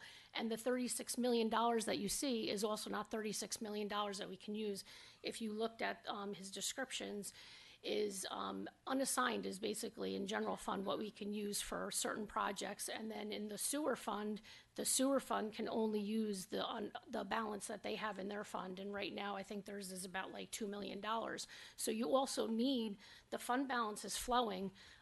Like I said, like we use $6 million, but also we have to wait to get, you want to use grant money or get grant money, which we have to front that, and then we have to sometimes wait. It could be 18 months, 2 years later before we replenish that back into the fund balance. So the fund balance is constantly a changing number. You need that money in there so you can actually have the revenue to do the infrastructure projects that you need to do. Sometimes you got to cover it. We have to cover it. We have to, if there's a project going on, we'll have to take that money from fund balance, put it into a project, do the entire project, and then when the project's done, then we submit for reimbursement. It could be 2 years later before we replenish those funds back into the fund balance. Just a quick question. So you had made a statement. You said general fund can't be used for sewers because it's not allowed. It's not allowed. Who is not allowing it? I know the answer. Oh, it's the state. Okay, thank you. I just don't want anybody to misconstrue that the town is not allowing Right. it. So That's the next thing. the general fund can only be used for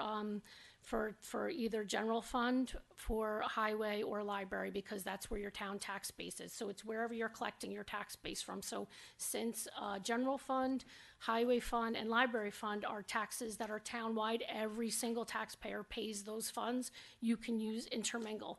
But then every other fund that we have, 23, 24 funds. So if you're in one specific sewer fund, whatever is in there, that only has to stay in that fund. You can't take and switch it from. how many sewer districts do we have? I think there's like 8 or 9. 12. So, Oh, sorry. so that's okay. So we have a and this goes to Charlie's question. We have a $4 million sewer fund balance, and that fund balance is broken up among 12 districts. I can't do a sewer for Halleck's Mills using the money from Jefferson Valley, or where your sewer is. I can't take that money from a different district and say, hey, I'm going to give your money over to Halleck's Mills. They'd love it. You'd be out with a pitchfork for me the next day. So there's a lot of I agree with you. there's a lot of complication in it. Why though. doesn't But it make sense? It's because it's municipal law. no, that one makes sense though. Where you put your money should be used. Right, because whatever taxpayers pay for those funds, only those taxpayers can Should use benefit. those funds. Right. I recognize that. Municipal law. Yes. I just feel like the state gives you a law, and then people get in there and they figure it out. Because not every town. So if we had a really big need in the town, and the state's telling me I can't use that money, I remember like Pat would be like, okay, let's put it in the contingency line, and then we'll move from there. There's got to be a way that the state wouldn't want us to have a huge general fund balance for the event of saving ourselves for projects, and then tell us how we can and can't use the money. So, like, for me, as much as I sit here and as much as I read and as much as I go onto and I see other municipalities do these things, I don't understand how there isn't, like, a pass-through, like, even in my accounting, like, if I need to borrow money, I'll give myself a note to my business that I borrowed that money. But, again, if there's an area in our town that requires sewer or is flooding, like what's happening at Jefferson Village or, like, whatever it is, and we have money, such a large amount of money, in my opinion, in our general fund, why are we not finding ways to use it and not only be waiting for grants and stuff? Because I believe that it's our job to spend the money and then remake the money and then spend the money because... Which it is, Lou, but it's limited to, like, I can't take general fund and use it in water because water is taxed differently. When it's a tax to a specific line, There are ways that you could lend it over, but it has to be collected within a certain amount of It time. has to be paid by the end of the year. Right, and so if you wanted to use general funds, say in the beginning of the year, say sewer didn't have enough money to pay its bills, you could lend it the money, but it has to be repaid by the end of the year. Otherwise, it's a gift of public funds to some what- taxpayers in that. But in even that so, sewer there's district. got to be something there too. I mean, half of this country Municipal asks for law, man. forgiveness. Yeah, it's municipal law. If a fund is short and they don't have enough, then they either would have to borrow, or there's also RANs that if you don't have enough revenue, you can borrow revenue. that's I feel like that's our options. But I'm feeling like when I look at a general fund like this and the increases that happen, it doesn't make sense. It doesn't wash for me. Like if people are contributing, whether if your money's staying in your tax water line or your sewer line, then it's already filtrated. It's got its own spreadsheet. But we still have a general fund, right? So now if I'm saying, if there's a sewer district that's being taxed or what is it's being taxed, that tax should be funding that area. So even if Dan or someone borrows money for that sewer, it should be still floating, that it's like covering itself. Why can't we use money to open up a new line? Or general fund, like why can't I get a sewer somewhere else? Like kind of what Charlie was saying is like, why can't I just go and now they start paying the taxes for that money? So they owe us the I'll money. make a suggestion. You could call the state controller, I have the know, but Donald conversation likes with me. him. I Yeah, called that's him along. fine. And Yeah. he will give you the lesson. I don't think that it's. Like you We'll said, be here if, till if, 2 if a.m. the sewer again. fund wants to put a sewer in, it's going to cost $9 million, and it's going to cost us a portion of say $4 million. They need to have $4 million extra in their fund balance, so I can move that, because I have to prove to the state that I have enough money set aside to start that project, and then we would do the project, and then you would submit to get reimbursed. And again, sometimes it could be 2 years later by the time you collect that money. And then you replenish it and you put it back. And then in the meantime, and then you say, well, why do you have so much money in that fund balance? Because now if I take that $4 million and set it up for a project, and now a pump breaks and I don't have any money left over in there, and they don't have that in their operating budget, now I don't have money for that either. So how much of the fund balance is a real number, in your opinion? You know, I mean, I know it says 36 million, but you said Well, 36 million is all funds, that's across town-wide, but when you look at the unassigned is the 24 million that's in general fund that is available. I just wanted to be clear. I use. know- But when you look at our capital projects, I think we have capital projects listed, wishes that everybody wants to do, over $100 million. Yeah, no, I get you. I get it. I just want to make it and clear then to it's the and public. like I said, and then it's timing. Like Susan said, I'm sorry, Councilman Siegel says, let's spend money. Like I said, we spent $6 million last year. That's a lot of money that we spent. And could we go spend more? Maybe, but who even has the resources? I mean, my department is trying to do things, and we only have so many people to do so many projects to spend the money.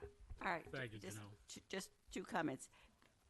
And I think this varies with different grants and who's giving the grant. But in some cases, when we have to lay out some money, as soon as we have some expenditures, we can submit the paperwork to get reimbursed. We don't have to wait until the entire grant is finished. Some you can, yes. So it does all depend. And to your point, Luciana, we're talking about that $24 million for projects that can be used for town-wide purposes. That includes drainage projects, paving projects, repairing our playgrounds and our ball fields and things like that, fixing up our buildings. Those are town functions, okay, that can be paid for out of that $24 million. I do believe in borrowing the money. I think that if you're having a healthy balance, there's enough ways to borrow the money so our taxpayers aren't burdened with them, especially at some of these better interest rates.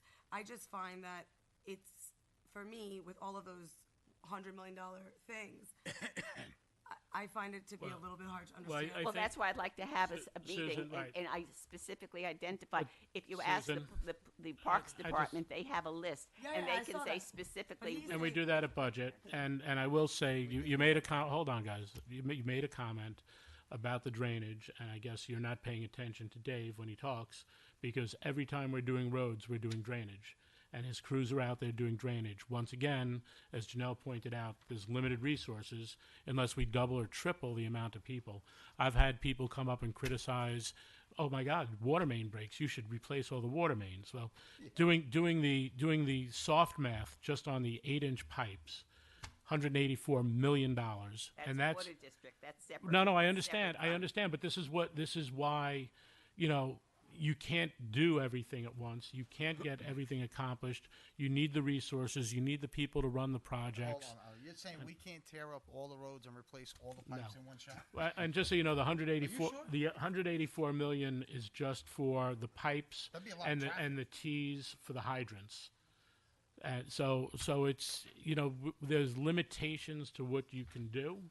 And Always. right. There are always so limitations, but if we sit but- down with but we're- Dave, for example, Highway, and we say, oh, Dave will tell you, give me $20 million, I'll no, spend it. all right, but Dave, what are your top, what are Susan, your top, the last what are 6, your 7 top years. 3 drainage projects? And we do that, and he's working on those. And matter of fact, he just did one up by the top of Underhill, and what is that, Overlook that comes down? Yes. Yeah, he just did a huge project up there.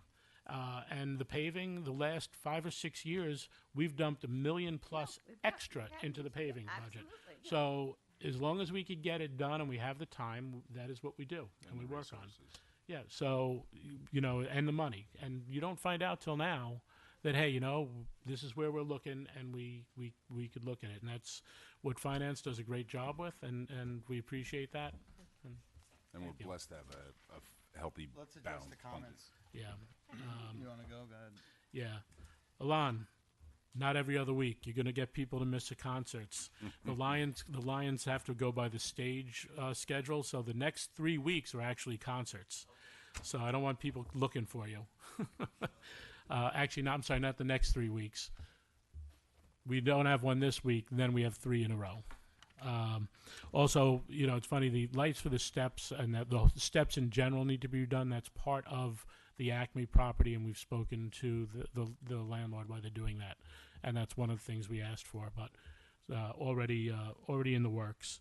Howard, defending Susan during her time, especially for Halleck's Mills, there was a sewer moratorium. We were not allowed to hook up. It wasn't until Michael Grace came into office that he worked out how you record the volume, the daily volume. So we have a plant that could handle double the capacity, but there were certain things that I believe county or state, Dan could answer better, that needed to see done. So we had a moratorium with no sewer hookups until we could get the flow. We do an annual flow, or we used to do an annual flow. Now we do like a monthly, and we keep below that. So once again, there's some things that stand in our ways as legislators and executives in the town to be able to get done. And you know, I should have moved him quicker with Michael, and I did call him up afterwards, and I was not a happy camper. I let him know that, and he apologized, and hopefully we don't see that behavior again, and that's you know, we will make sure. No problem. Joanne, there is definitely more population now, but you know, there was sort of the saying back then at the village, because I was reading some of the numbers or some of the paper articles, and they are talking about the fact that, yeah, we want to keep the population where it is. I had someone walking around tell me that they were PO'd about the fact that our population in stores along Route 6 were not the same as they were in 1950 when she moved up here, when I was knocking on doors. And she was serious. She wanted the buildings torn down, and she wanted to go back to that. There are ways, by the way, to get land on the side of the road to expand roads, called eminent domain, but I don't know if that's a way we would want to go. But it has to be looked at and you know, all taken into account. The fire at JV, we were lucky that the post office guys were there, Chris, and then I think Renee was the landscaper, and Ed, the resident, that helped out. And but I don't think they store a ladder truck over at the Jefferson Valley substation, but we do have ladder trucks, and I believe our ladder 2 in Jefferson Valley area in Mohegan, and there's definitely ladder trucks on this side. It's one of the reasons they're coming in for the new firehouse, and those can reach 4 stories. It's the problem is these trucks have gotten much bigger, and that's why they need to look at that. And yes, we do hear the will of the people here.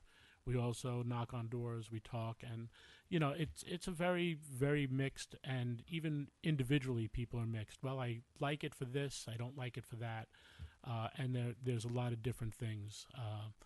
But one thing that is clear, there has to be a community benefit, and that's the reason of the overlay districts. Because I think someone else brought that up.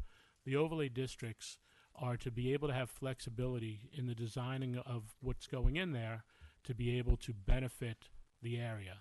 So whether it's a greater density for our stores and restaurants, because how many times do we hear we don't want to drive to Danbury to go shopping. We don't want to go to Mount Kisco for restaurants or White Plains for restaurants. It's a very valid point, and it's something that does affect our property values as well.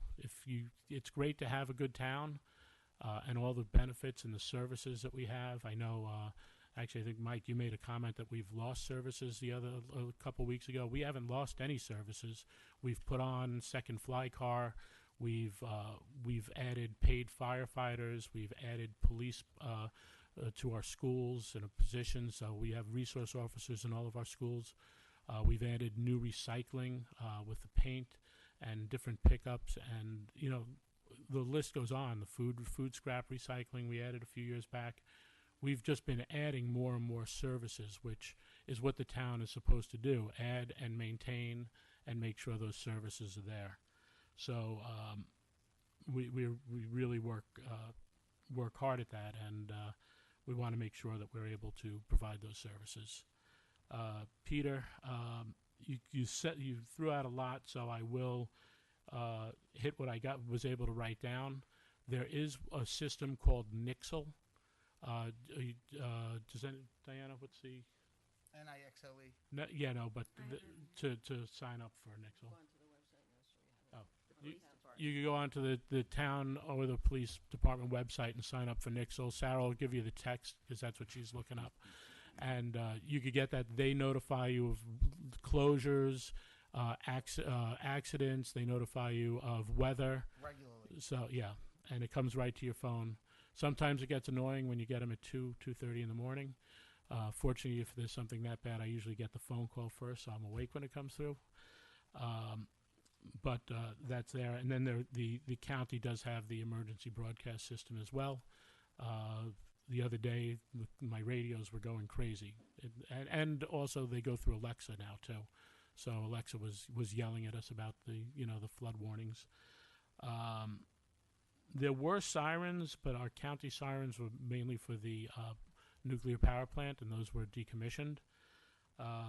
Schools do have emergency plans for when they're in session, and I'm sorry, that's all I was able to write down at that point. So. What about the emergency task force? Oh. And the locations for we'll bring in food and stuff to the.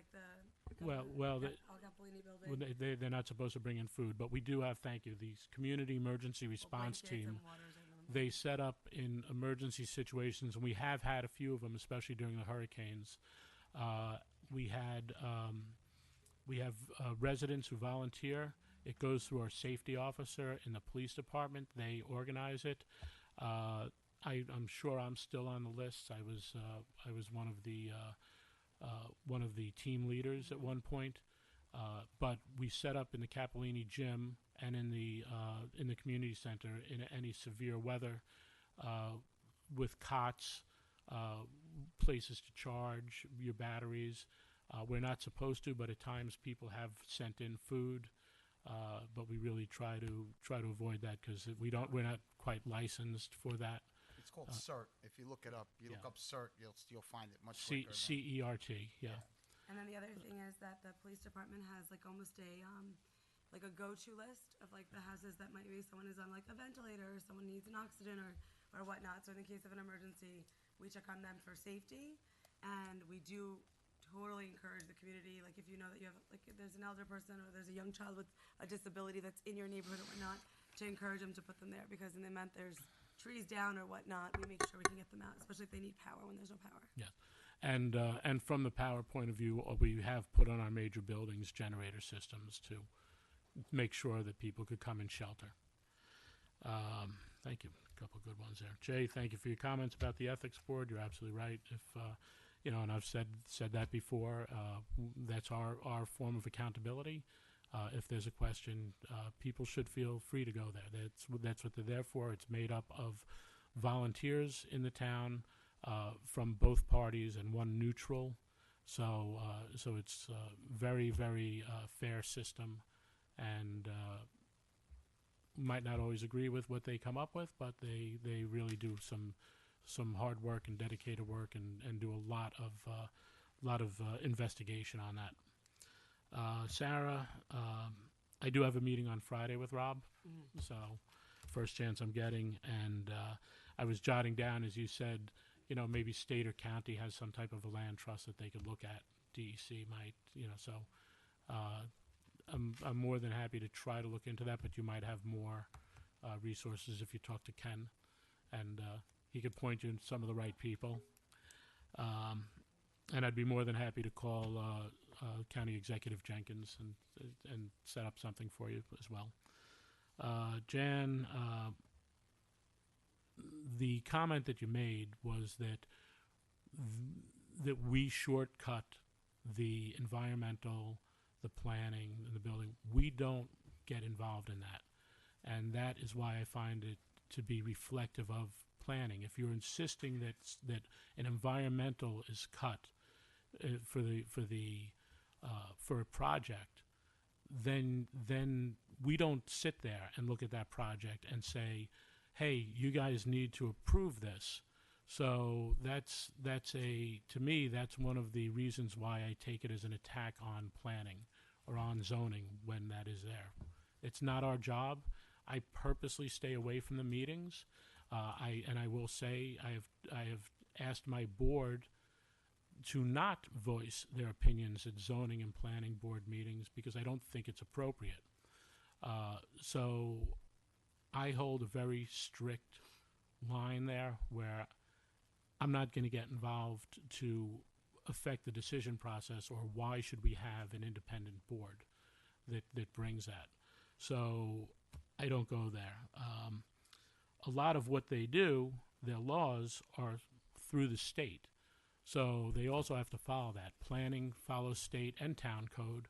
Building department is pretty much all state law, and then some of it is changed a little bit on the local side. And the same with zoning. There's specific laws that they need to look at, and that's why there's a ZBA, a Zoning Board of Appeals.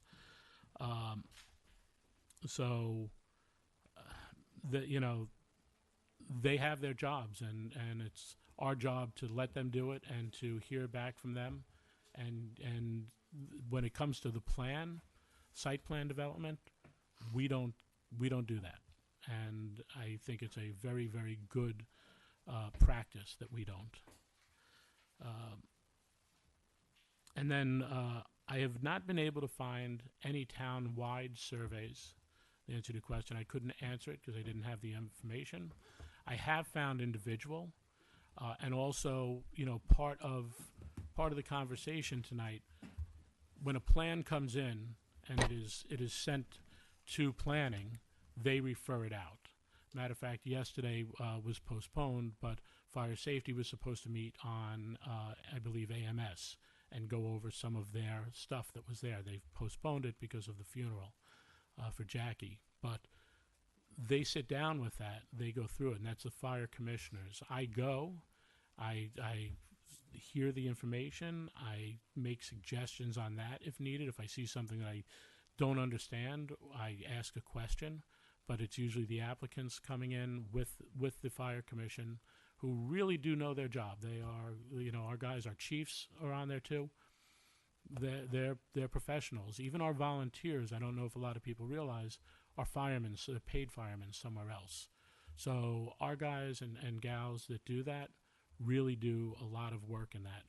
And you can't always plan for a project that comes out of left field, especially AMS. To me, they came out of left field. Maybe they had spoken with a previous supervisor, but you have to be ready to hit the curve when it comes, and we get a lot of those, and it's important. And something may come and it may disappear, and then all of a sudden, 10, 15 years down the line, it comes back up. Someone said, I think Brian, you had mentioned there's a lot of development going on right now. There's actually only one project going on. There's some other projects that are in planning, but what are they, a year, 2 years, 3 years, or more? Who knows? So we only have one real project going on, residential, that's fairly large. And then we have the small one from Garden Lane, and that's an example of something that came in a long time ago and then sat and then came back finally. So sometimes that happens, and it's just time and happenstance, especially when someone has an approved plan and they've kept that site plan active. You can't tell them, well, no, too bad now. They did their work, they did that, and they come in. But I also can understand from Brian's perspective that it looks like because of the discussion has so much development in it, it looks like we're overdeveloping. And I have this thing where I feel like we haven't landed yet. We haven't seen the things that we haven't picked the fruit off the trees that we've planted. We haven't seen the impacts that the things that we've already approved. So I can see where the concern is. So I appreciate you bringing hey, maybe in all this we can just stop. And I also understand because when that building next to Keir Street where Dim Sum and I got people coming up to me and they were like, why did you approve that building? And I'm like, I didn't. And then when I came back to the board, I was like, when did we approve this building? They were like, oh, that was 6 years ago. So I think there's also that where I'm like, oh gosh, we need a list of all the ones that have been approved that maybe haven't come to light yet, because they also need us to adjust and see are we still containing the same feel? Do we still feel we have space? I was with my cousin the other day in New York City, and she said the first time I could actually take a deep breath in Manhattan was when it was during COVID, because there wasn't so much congestion and cars and stuff. So I hear that. I'm trying to see both of that. Dan, any comment made by anyone at a board or wherever, you can make all the comments you want and say, oh, this is going to happen, this isn't going to happen. We've sat here. Matter of fact, I'll address another one like the Rock Shrub Oak, which was that other one that came in. They were looking for an overlay district, and they were told, no, I'm sorry. There are uses for the property that are zoned, and it doesn't make sense to look at anything different. So they need to look at that on their own and see what they have. So I'm sure people have been saying, oh, that matter of fact, if you read on Facebook, someone came up to me and was like, I read that this project just got green lighted and it's in planning. I don't know what you're talking about. It's great. People once again, they could say what they want, but really listen to the meetings. We look at things. There have been no's. There have been things that we say, hey, we need to look at. There are things that have been shelved for years and come back. And one of them was mentioned today, the Route 6 extension area to go behind, just north. I think you mentioned that, Sarah? Oh, no, Ken did. Ken did. Thank you, Ken. We've been looking at that again because there's some projects up there that wanted to come, and that's on the map, and it's something we want, but it's DOT. It's Department of Transportation. We need to get on that. And at a meeting I had earlier today, we spoke about the DOT plans for both 202, 35, and Route 6. And we're hoping to get there. Someone is interested in trying to get a prod into DOT to try to see where these are, and as we've been. But now that there's another source on it, it's a good thing for us. They have some pretty good contacts. So we'll see. We'll just have to see. And yeah, once again, things that don't always come to fruition and get much more expensive as time goes on. Something you pointed out, Howard. And the reason the overlay district in Osceola versus Mohegan is that the thought process was to see what we could do to get back the recreational uses of Lake Osceola. That's why that was involved. The sewering is important for that because the lake gets polluted. And if we don't clean up the lake, no one's going to go swimming in it. No one's going to want to go boating in it. No one's going to want to use it. So we try to get there. And I don't know if the people in the village would be too happy with a solar field behind them. Well, actually, that would be up from them. Someone was mentioning Solomon Farm as another possible solar site, but we don't think so. Anthony, pool fees are set by the Recreation Commission. They did have some increases the last couple of years. Reason being is we were non-competitive in lifeguard pay because, ironically, the state holds all the businesses open to paying minimum wage, which is now, I think, $18.50 an hour. But they don't hold themselves or municipalities to the same standard. So lifeguards were going somewhere else because they were making under minimum wage, to the point where there was a fear we may need to close the pools, which would not be a great decision. So we made, with communication, we had made a decision to, talk to the Rec Commission. What do you need to do? And this was a plan they came up with. So, and unfortunately the chemicals since COVID have all doubled and tripled. So the cost of running the pools have become much greater. And anyone who owns their own pool probably has been experiencing And Anthony, some of that the stuff. commission really rolled out like pages and pages of ways to like cut the costs and like make it reasonable and figure out like a guest pass of like $30, like trying to figure it out and still catching up because we had so many volunteers leave. Like, cause technically they were volunteering their time at $12, $13 an hour and they're watching our kids. So I was like, we have to find a way to make this more. And I noticed like even if you go to the other municipalities, they're getting paid $23 an hour. So I'm grateful for all of our lifeguards out there for taking the money, and I know how much they care. And we brought back the vending, like the vendor there because people were missing out on that, and we're trying really hard to keep it. And honestly, it's an amazing experience as a mother. Like it's an amazing experience. But I do have a hard time when I cut that check, and I think like it's because one day my kids are gonna want to work here too, and we just got to keep it going but it's a check, and it makes you want to go even like for an hour at night just because you have the membership. So I hadn't heard anything about Liberty Lines wanting to reduce the bus routes. I'll talk to county, but if The bus lines. the bus lines, yeah. If you- Liberty line. Yeah, but they are run through the county, so your bus. You said a bus reduction up here. Eli, yeah, that's Liberty. So, but that's through the county. So I would recommend. I think Vidat Gashi is your legislator, county legislator. Maybe a phone call to his office, and I'll also pick that up too. And then for Libre, that's sort of one of those things. If it were up to me, I could go in and say, okay, go ahead. It's not a board decision. It goes through either building or planning, depending on the size. There's safety things that they need to do. And once again, I can't tap my magic wand and make it happen. It's inappropriate, and it's really overstepping my authority. But we can look into where it is. No, absolutely. And I'm sure if they've applied, then they're in the process and it'll be done. Yeah. And we could check with John and John.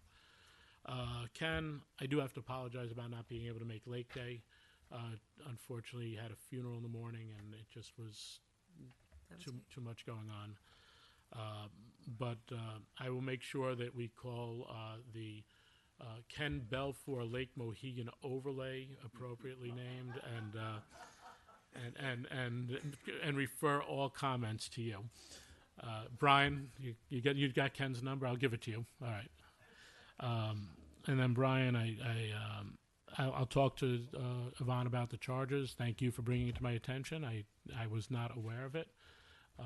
So if you could share with me later or text me the results of the meeting with that Beth had, that would be great.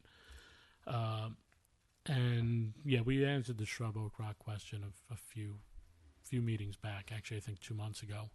And look, it's their right to keep trying to, change our mind, but I don't see it. And then, the board.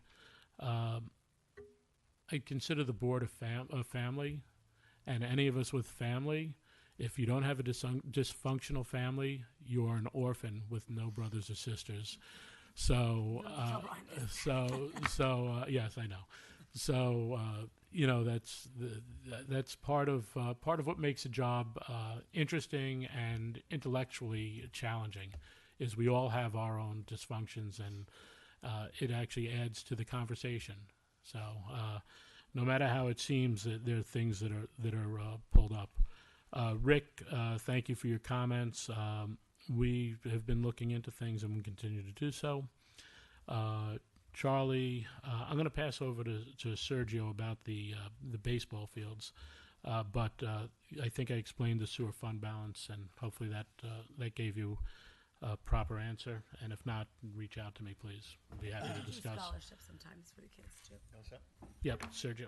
So I know something came up about Susan asking for the recusal of the rest of us from the Navajo project. Wasn't Susan? I didn't ask for that. It was Mark Lieberman. Mark Lieberman. Oh, okay. Then I misunderstood. So You can get me on something else. But nah. Listen, That was a good whether one, it's you or Susan. Mark, Well, birds of a feather, you know. So at least you know there's something out there, Susan. they pay attention to me. What can I say? actually, all right, yeah, okay. We're gonna leave that one alone. Somebody brought up a comment about Con Ed and the rate hikes, and I am outraged at it. And you know what? We should pass some kind of resolution. Well, we did one for NYSEG last meeting, and we are actually involved in a lawsuit for Con Edison. We are suing Con Edison. All of the municipalities in Westchester have gotten together based on the fact that we're charged differently than New York City, and it's not in our favor. So we're in the midst of a lawsuit. I want to thank actually a Yorktown resident, Chris Bradbury, who's the town manager for the town of Rye Brook, or City of Rye. I'm not sure. It's very confusing down there. Rye Brook, thank you. And Chris was very instrumental in getting everyone on board. We were having a conversation at one of our Municipal Officers Association dinners, and he really ran with this, and the suit is going fairly well. Well, anyway, I mean, I'm just outraged at it. I think my electric bill last month started already was like $900. $900. My house ain't that big, trust me. So that's wild. I'm not making millions up here. You know, and half the money I make up here I spend on Tums. Just kidding.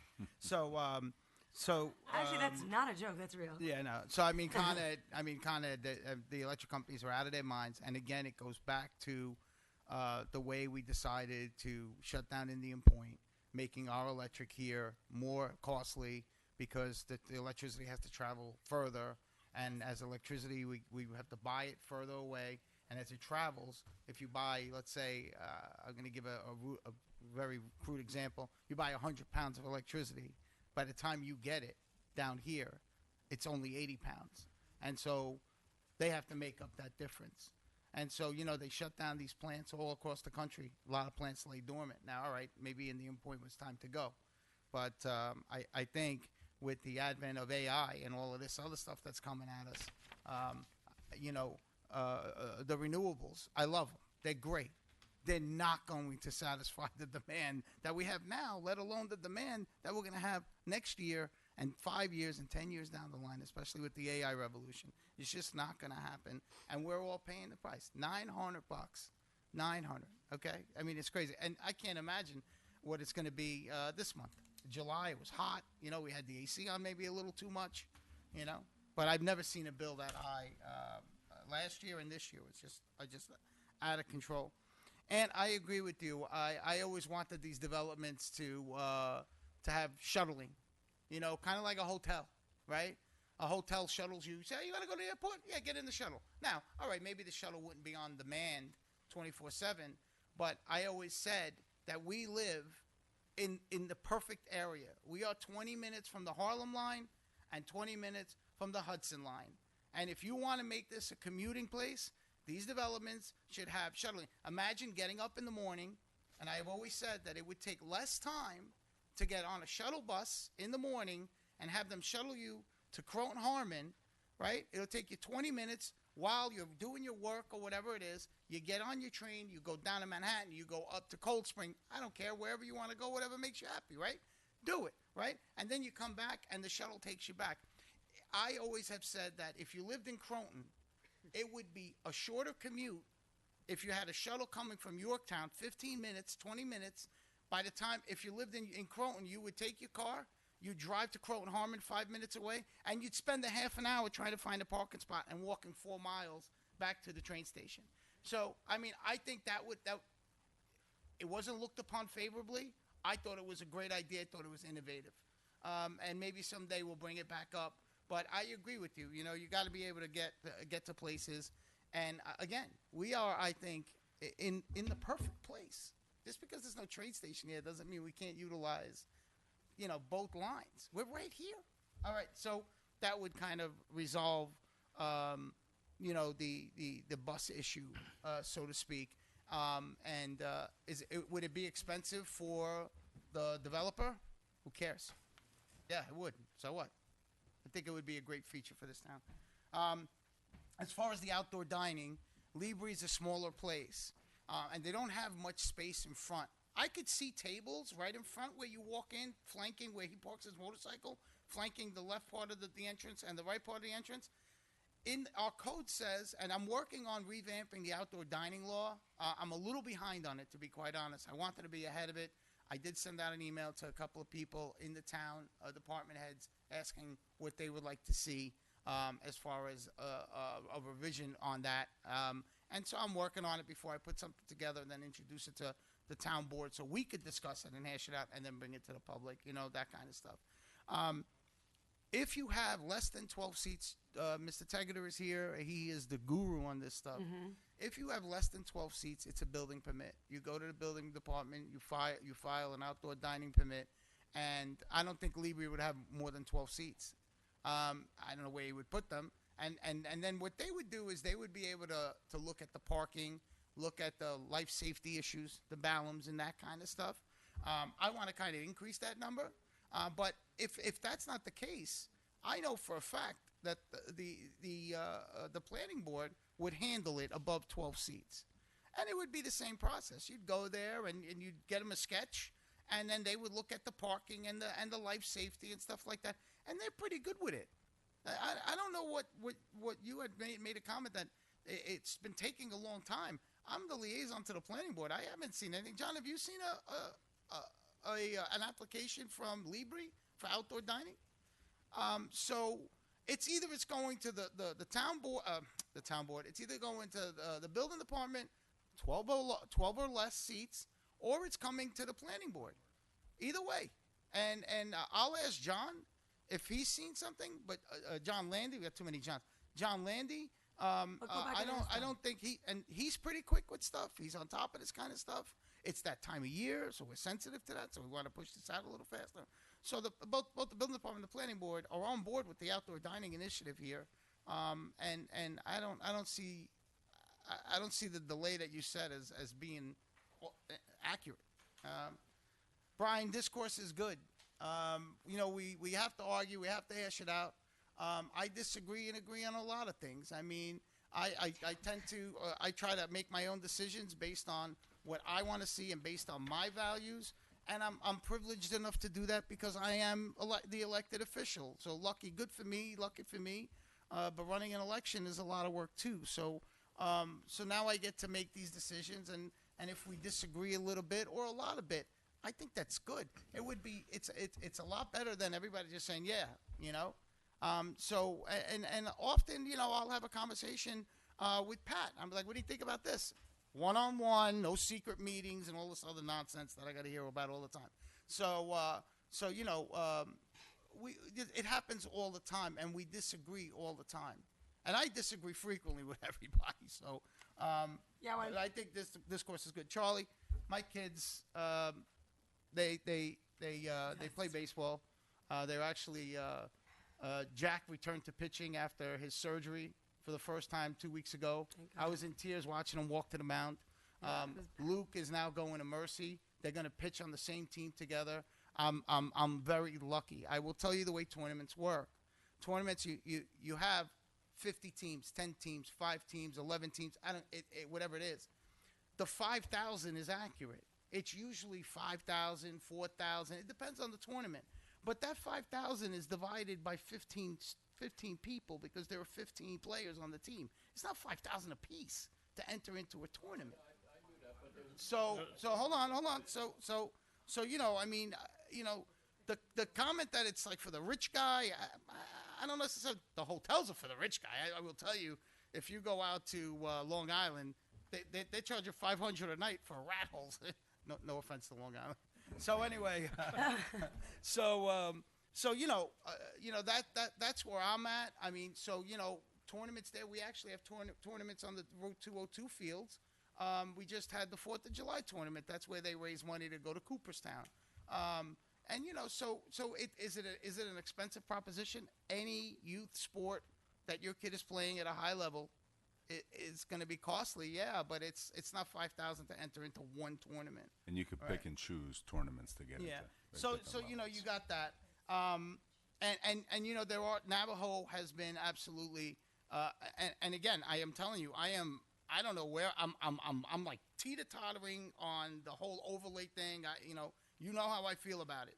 I want it to be contiguous. I got a lot of issues on that. So I have definitely not made up my mind, which brings me to Dan's point where, if one person says, oh yeah, it's already in the bag, that doesn't necessarily make it true. People say a lot of stuff, and I will tell you, and I'm speaking for myself only, that I have not made any decisions on it.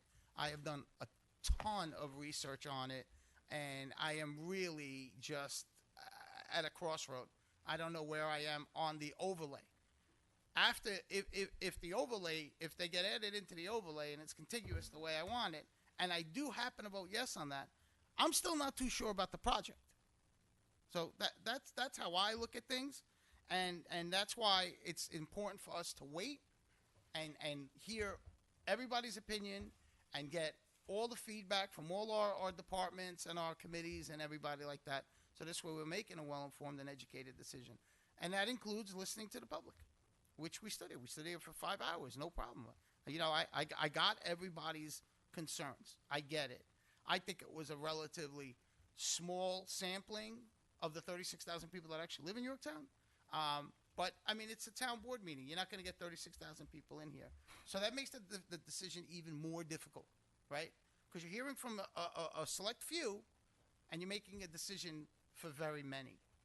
And it weighs heavily on me. It always does. It always will. And I always like to proceed, slowly on this kind of stuff and really hear everything we have to hear. I will say one other thing. We just announced that the town is in great fiscal shape. We are doing fantastic. Not one person said, hey, great job, guys and girls. Not one person said, hey, we're glad the town is doing so well fiscally. Not one. Nobody that came up to courtesy of the floor, except for the comptroller. Okay? And had made a positive comment. Okay? And we sit here, we listen to the negative comments, we listen to our criticisms, we get called dysfunctional, but not one person had the decency, the courtesy, to say, you guys are doing a good job. Thank you very much. It would have been nice to hear that too. Thank you. Well, it's not their job to validate us. It's our job to just keep doing it. I'm going to go quick. Ed, you answered everything.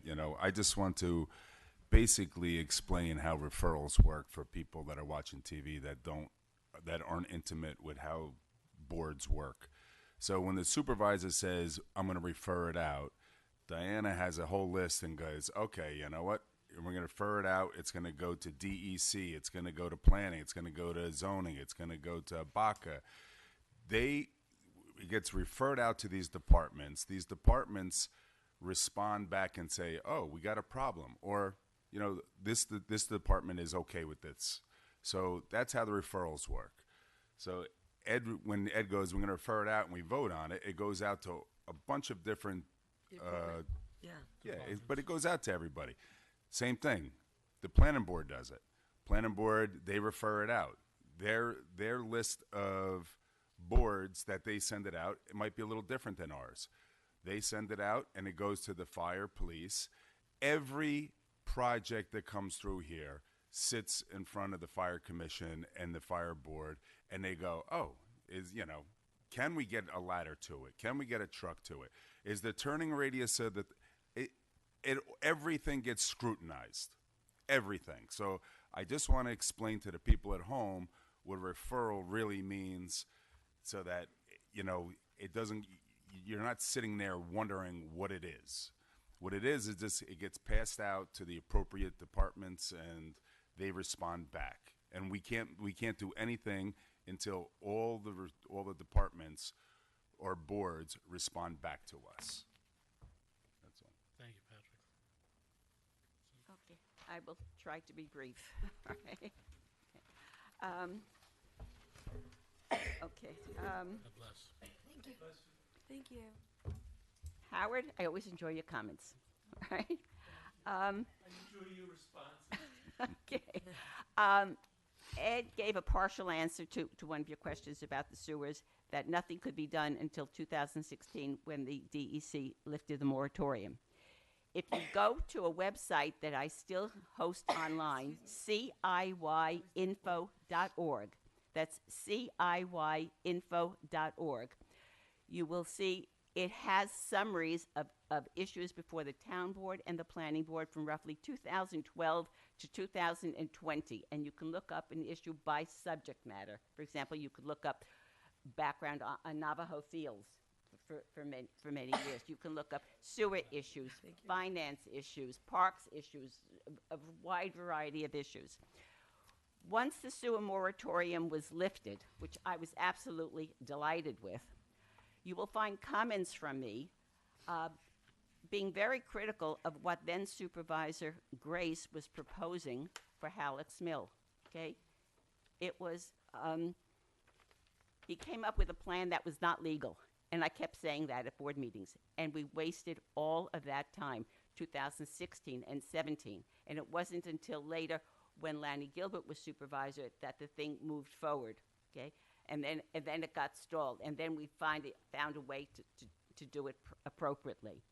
So if it had been done correctly in 2016, all those people might have been enjoying sewers now at a more affordable cost.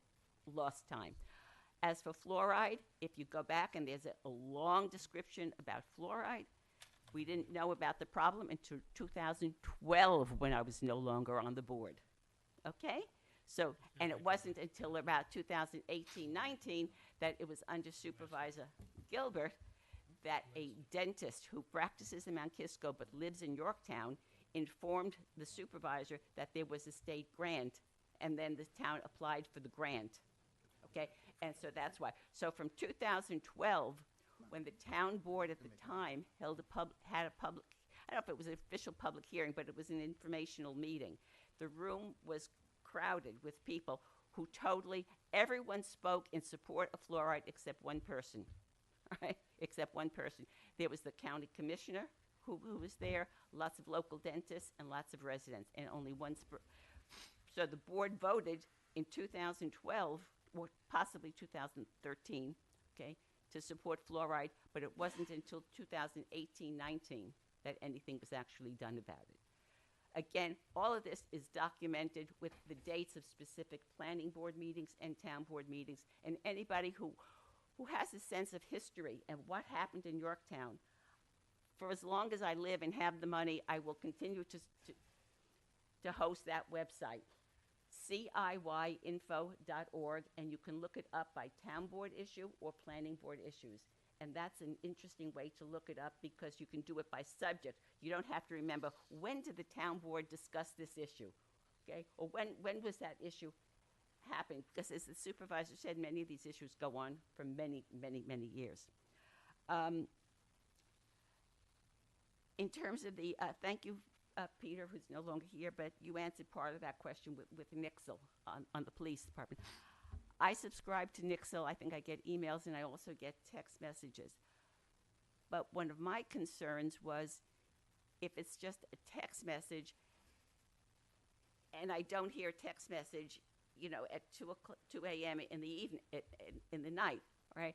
I don't know that Nixle has the ability to make a voice message that would actually wake somebody up. Like an Amber Alert or something? Yeah, and it was interesting. At last night's planning board meeting, while I was sitting here, suddenly my phone went off, and it was a national weather alert, which was not from Nixle. I don't know. It's a National Weather Service. It's a National Weather Service alert that actually made a beep. So if I had my phone next to me while I was sleeping, I would have heard it. So this is a problem with the Nixle. It's better than nothing, and I urge people to sign up for it, but I don't know if there's something better that we could be doing. Howard, when I was supervisor, we had a project, a program called Code Red, which we actually paid for, that would have made phone call alerts, all right?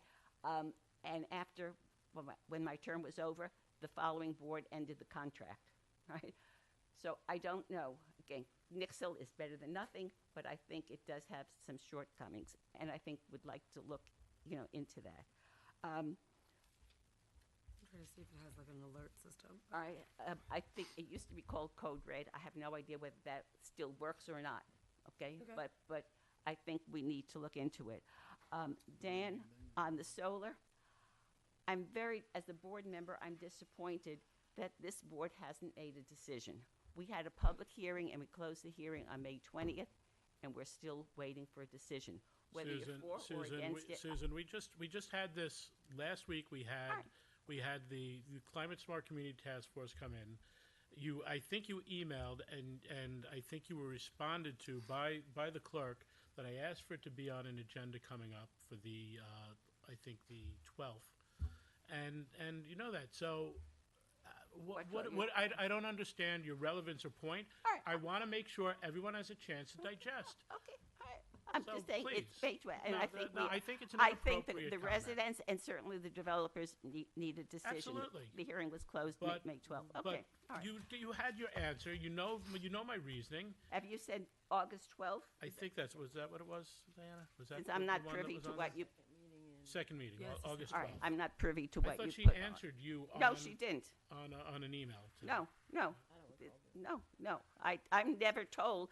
I got the agenda for tonight at 4:32 in the afternoon. That's how I knew what was going to be on the final agenda. In terms of I think Sergio, you did respond on the seating permits. And again, as somebody who has been at the planning board, I know that once you just make that application, it's a relatively quick thing. Miraggio's recently came before the the planning board, and they will have outdoor seating. That was approved. But in terms of, in addition to the outdoor seating issue, I think this board has to look at anyone who wants outdoor storage, like Five Below requested outdoor storage just on the sidewalk along their storefront. That needs a permit, which is really relatively quick and easy to get. But we do have some places in Yorktown that have outdoor storage that have not bothered to get a permit. And the reason for getting a permit is so that the town officials can make sure it's done safely. That's all. And it's a really quick process. Ken, on the bypass, just to add to what the supervisor said, Yorktown, this goes back to the early 2000s, to that sustainable study that was done with Peekskill and Cortland. And over the years, the town has left some land vacant just north of East Main Street in Mohegan Lake for a possible bypass. Unfortunately, the town of Cortland, where the bypass would continue, has allowed development to continue on what would have been the bypass. So I don't know if the bypass is ever going to come to be, but it could have made a bypass so that through traffic going east to west could have avoided East Main Street, and we would all like to see less traffic on East Main Street. It's blocked off on the Cortland side now, It's right? blocked off on the Cortland side, but the town still has maintained that bypass thing. Charlie, your question about sewers was answered. but you will hear me have some more comments about sewers and costs and sharing, and who pays for what later on when we have a resolution on the agenda. So I hope you will stay for that. And that's about it. I just wanted to add one more thing, Joanne, to address your comment about how you get water up to a building that's so tall, and do we have ladders and all that stuff. I believe across the street is a standpipe building, and anything I think over it's 3 or 4 stories are required to have sprinkler systems. So these buildings that are coming in that are above 3 stories, I believe it's 3 stories. Don't quote me on it. It's 3 or 4. I know in the Bronx, I wanted to convert my 2-family to a 3-family, and I couldn't do it because it was cost prohibitive. Because when I went to 3-family, in my 2-family house, sprinklers had to get put in, and that was $100,000, $150,000, whatever it was, right? So they do have methods that water can get up there, and I believe the Underhill building, and I know the state code requires buildings over, I think, 3 or 4 stories to have standpipes. I think we should strengthen our code in Yorktown to put that in our code as well, to require it. And a standpipe is, the fire engine hooks up and it'll send water up to the higher floors. So there are safety measures that are built into this, and these things get reviewed on every project. I know someone keeps coming up here and saying, "Oh yeah, did you look at the safety thing?" It's part of the building process. It's part of the site plan. All of these things come into play when you're discussing the layout of a new project, and the safety issues get looked at. There's also a superseding state law as well for fire safety. Right.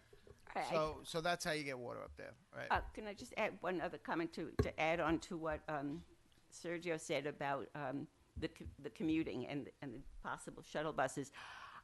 I don't know if this still is working because I don't follow the Beeline schedule, but there used to be, maybe there still is, a commuter bus that used to be right across the street in front of Caldwell Banker, okay, that went to the train station. Tony Grasso used to talk about it. God rest his soul. Tony Grasso used to when talk I about was it. supervisor, I used to see people waiting there. They would park at the commuter lot, but again, because I don't have to commute to the city, I don't pay attention to it. Does anybody know if that bus? It still runs. It still- My father-in-law used to take the bus here to White Plains also. There's a line that goes to White Plains. There there's a line are that goes to some train buses. stations. It's limited, but certainly in terms of commuting to Croton, there is that. Then I'm told I it think to still exists. Anthony's point is, he said he read something. I hope it's not accurate, Ant. He said he thinks he saw something that the Beeline, all right, is limiting, is putting more limits on the amount of buses. Whoever, I forget what agency, but it's the Beeline. It's Westchester County MTA, whatever the hell it's called. Well, But it's anyway. all money. It's all money, and it would be Well, county that's what it all- taxes. that's what it and all so is. they're looking at ridership. They're looking at ridership, and if the bus doesn't, if it only has 3 passengers on it, it's just not going to be cost effective. So if more people agree to use it, then we have more pressure to the county to say yes, we need something in Yorktown. Okay. All right, I want to move on, but I do want to just put one thing out. If you do go on to CIYinfo.org, please know that is not an official town site. Look, it's proper to clarify it. The only official records of the town are through the town website. The clerk's office maintains those, and they have them online. And our official notes are actually the tapes of every meeting that we have. And yes, and let me add to that, because that's a good point to make, because if you see something on the CIY site and it says the town board discussed such and such and it gives you a date, then you can go to the town board minutes or the planning board minutes and you can compare the statements, which I very often do. The value of the CIY site is that you can look up something by a subject, and that's its value. Thank you, Susan. I want to move to the public hearings. Public hearing for 2258 Sawmill River Road with a SWIP for Ballin. Who's here on that, Joe?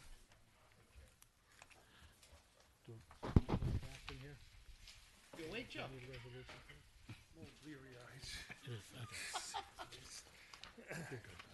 Good evening, everybody. Joseph Renas, Principal representing Mr. and Mrs. Balan at 2285 Sawmill River Road. We have an application before you for an MS4 permit for the construction of a house and a public sewer line, which covers the stormwater, the excavation, and the removal of 33 regulated trees. As we had, as I had explained the last time, we were planting 18 trees on the property, and we were making the case that the environmental benefit of the sewers offset the additional 15 trees that would be removed and not replaced. There was a question brought up in the planning department memo regarding the creation of the lot, that it was created by deed. A letter was put on in the record that was prepared by Michael Grace, where he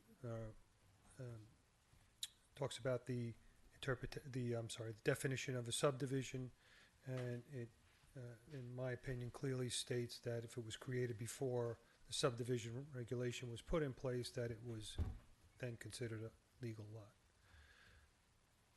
We had a public hearing, and the public hearing was closed at the last meeting. Great. That's all I got. And Adam, you were able to verify that information on the lot creation being before? And he's nodding his head yes. So, all right, great.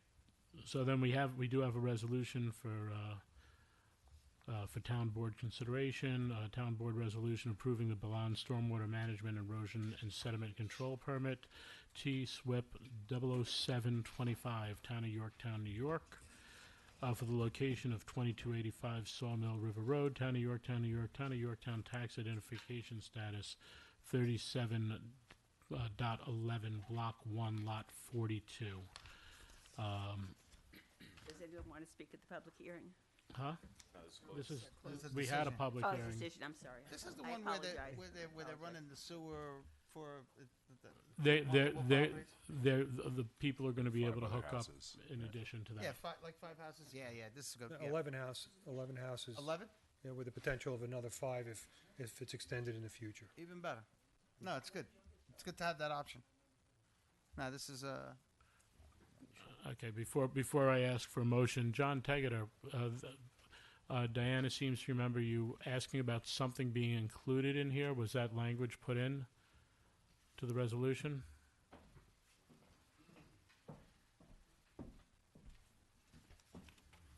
I asked that language be included about the lot being created by deed, but that there was a determination that it's a legal lot. I don't necessarily see that, and the reason is, So people have it so when down you, the line. A, because this will happen again, and we need to have, closure on what they are.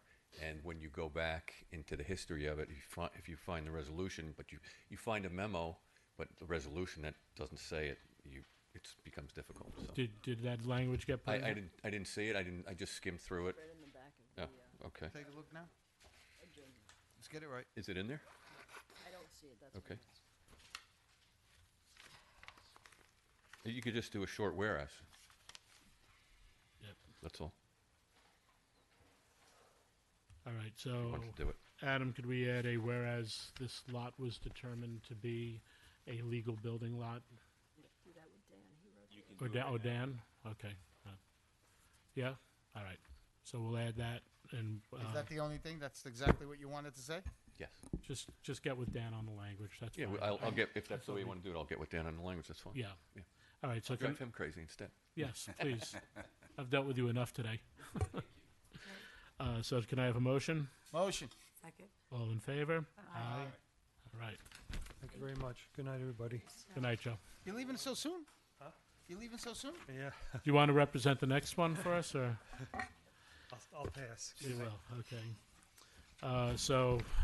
We will convene a public hearing to consider amending Chapter 300 of the Code of the Town of Yorktown entitled Zoning regarding breweries by adding a new section 321C 17A5 regarding microbreweries and micro distilleries. And Adam, I hope you put that language about having some of the fresh brewed beer at every board meeting because these are getting ridiculous. I didn't see it in here. Do we have anyone here for the brewery? Yeah, he's here. Okay. He's got a big and smile on his face. and John, did you want to come up too, or? No. And we have the notice.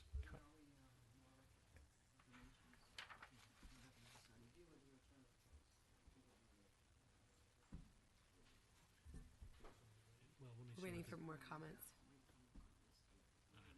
We didn't get everything back yet. Yeah, she needs a couple more days just to get more information from those that we referred out to.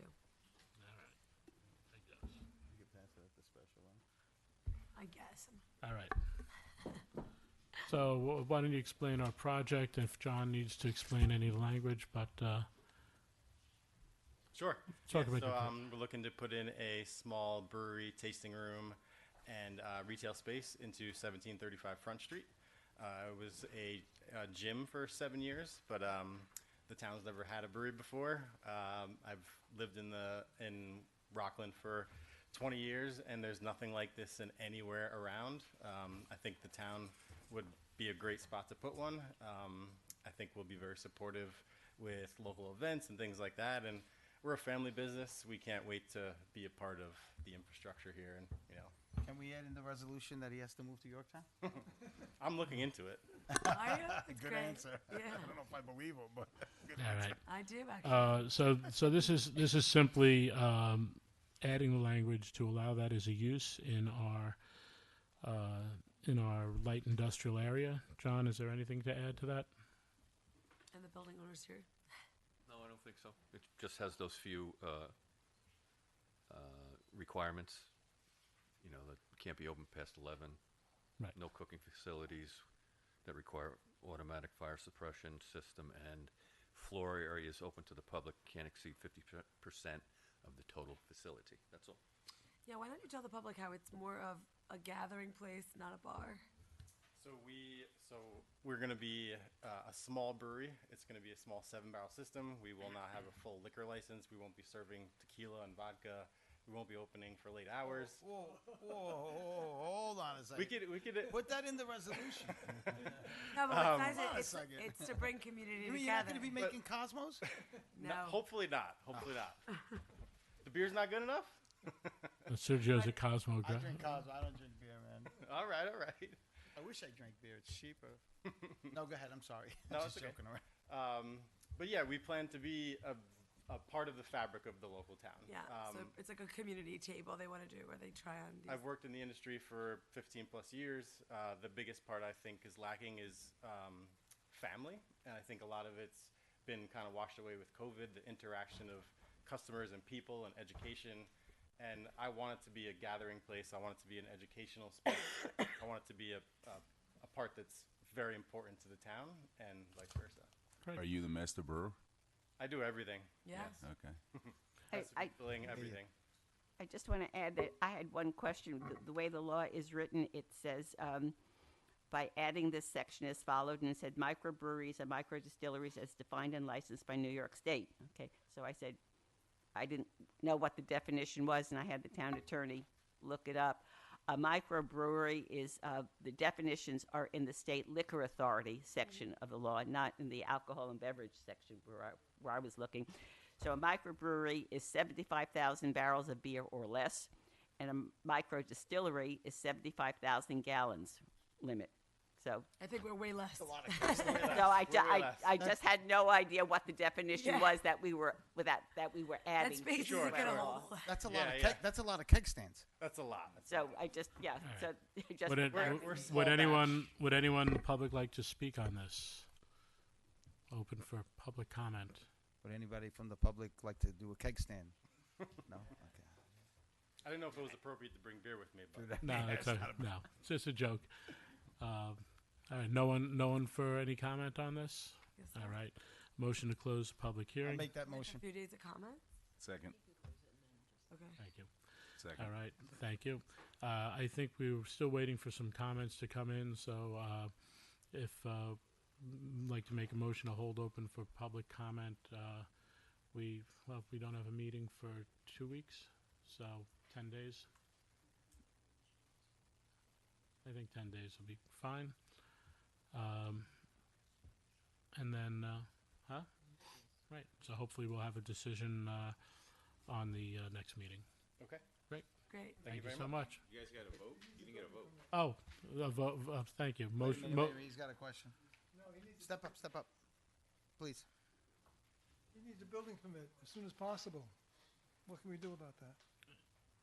well, once it's in the language, he could apply if he wants to maybe talk to the building department and see if they could look at your plans in advance. That's fine. I'm sure they, We had assumed they were gonna get it done tonight, but He has them in it. yeah. He does have 'em? Okay. he's got everything. All right. Do we have to leave it open? Yeah, we only got We got one some back. demolition work to do.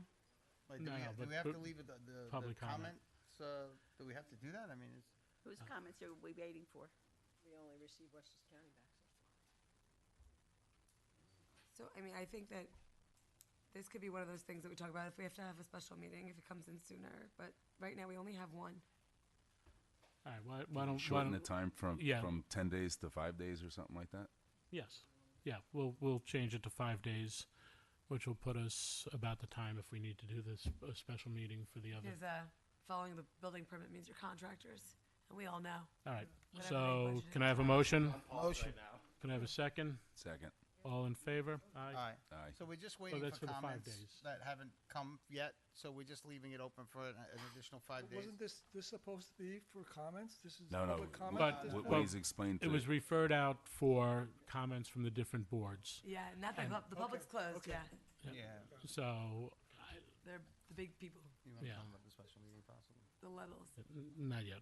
So what I don't know if you were here, but when I was explaining what a referral is, Yeah, I heard. say we referred it out last time, and we're just waiting for comments back from those other departments to come back and give us the green light. We have no issues with it, which is more optimistic that nothing's The going to only be there. issue is, you sent the referrals out a month ago, whatever it was, and we're still waiting. Some of the boards may not have had meetings before then, so we give them an opportunity to have their meetings to discuss it. And So- it is July. Yeah. Well, we will hopefully be able to have a decision possibly before our next meeting, because we may have to do another resolution to get passed for something that is time of the essence. And at that point, we would be more than happy to add that in as we'll look at the end of that period. If there's nothing there, there's nothing there, and we can move forward. And I appreciate how you advocate for him. Well, I mean, you know, has it been that long? Has it been- Yeah. he's going through a lot. I He's know, going through a lot. but and, it's just because waiting- of your roles, it's nice to see that. But it's been, how long has it been? May 15th. Yeah, it's been like It's been 3 months. since May May 15th, we're 15th? waiting for comments? Well, No, that's the start. That was when he started. That's Well, when he that- presented. Yeah. That's It the was start just- they had to How draft the long law. are we- how I long are we- think it was it's been a two. full month, I believe. That. Over a month. Was it the Wasn't it in the June or something like that? Yeah. all right. 4th of July doesn't Where, count. where we need to be. Yeah, The 5 days won't kill you, and I'll talk to building about making sure they're looking at the yeah, he plans. needs it. ASAP. I'll just tell them what my brother Right, says. guys. Take your time and hurry up. So we'll take our time and hurry up, I Yeah, promise. so thank you, all we can thank do. you for your time, and Thank you. we'll get you moving. Thank you. Thanks. Have a good night. Appreciate Thank you. All right. Resolutions from the Building and Maintenance Department. Award the bid for select cast stone and brick repairs at the Albert A. Capellini Community and Cultural Center, and authorize the comptroller to process the following budget transfer. I have some comments on the awarding of the bid. Thank you. Go on, Susan. As everybody may or may not know, the exterior of the community center building is a local landmark, which means it has certain requirements in terms of any work that is done on the exterior of the building. In the bid specs, it did ask any potential bidders to supply information about their experience dealing on historic buildings. We had 3 responses. Only one vendor submitted I think five samples of what his company had done, but there was no indication of whether they were historic or not. And while the one that was the low bidder that we are planning to award the bid to had very good references, there's been no indication whether he has the experience working with historic structures, which is one reason why I would like the town board to make it clear that the architect, David Tetro, who did the initial assessment of the problems with the building and who prepared the bid specs, in his scope of services and the contract that we awarded him, it says that at the discretion of the town board, he will be involved in contract administration. He will review the samples that the vendor is going to use, and he will oversee the work, because David Tetro has an understanding of what the standards and guidelines are for doing the masonry work on historic buildings, which are coming off from the Secretary of the Interior. So I would like the board to make certain, okay, that David Tetro is involved in overseeing this work so that it is done properly and meets whatever standards are necessary because of the historic nature of this building. Diana? So the town clerk's office, we checked all the references on all three bidders that we received. The low bidders we did check. He has done historical buildings. We checked that. I'm working with both Phil and Lynn on those issues. We verified with it that he has done historical buildings. Which of those we buildings? Also, and Lynn certainly checked those also today. So we had a meeting. That was my question, if she was involved. We had a meeting. We're working on the certificate of appropriateness. So the gentleman is quite versed in what we need to do. And Lynn was both ready to move forward with this particular bidder, and as well as Phil and I. We had a meeting just today. Mm-hmm. To verify everything. And Verify for everything. Also, we had her throw questions at the proposal contractor. And for the record, for those of you that don't know, Lynn Briggs is the chair of our Yorktown Heritage and Preservation Committee, not commission, sorry, and is one of the people responsible for the landmarking of the Cappellini Center. So after the railing fiasco, I know that she takes it extremely serious, and on top of that, we have a extreme safety hazard as well. Right. With that Yeah, you don't want building. the So we point. really want that fixed. Well, Diane, this- I thank you and your office for and Phil, No, in your office. Diane. The front of the building has Did been a closed great for how job. long now? Excuse me? The front of the building has been closed for how long now? 3 months, 4 months? To fall and hit you. Well, As a matter can you of fact, address my question? Will David Tetro, the architect, be involved? You know, He doesn't have to be if they know what they're doing. Well, David Tetro is working with us on some things that has to do with it, and obviously, if we need him, we'll bring him in. I think that the project will be led by Phil as our director of building maintenance, and if Phil feels the need, sees anything that needs to, he could come to us, and I'm sure that we can get David involved. The pricing is good enough that we should be able to put in the extra as needed. So, thank you. And the bidder did double check his all of his pricing and everything with us, so he's good to go. Great. Okay. All right. All right, thank you. Thank you, Phil. Thanks, Phil. What's next? From the Central Garage, award the bid for town-owned vehicles, automobile and trucks repair bid. Be it resolved that the bid is awarded to the lowest bidder, Yorktown Auto Body, Inc., for the duration of 3 years with the option for 3 additional 1-year extensions at the same price, terms, and conditions. From the Comptroller's Office, authorize the Comptroller process the following budget transfer for the Underhill Avenue and Route 118 intersection improvement capital project as enumerated below. Authorize the Comptroller to pay Samuel Samson the cash value of unused time as of his date of retirement as enumerated below.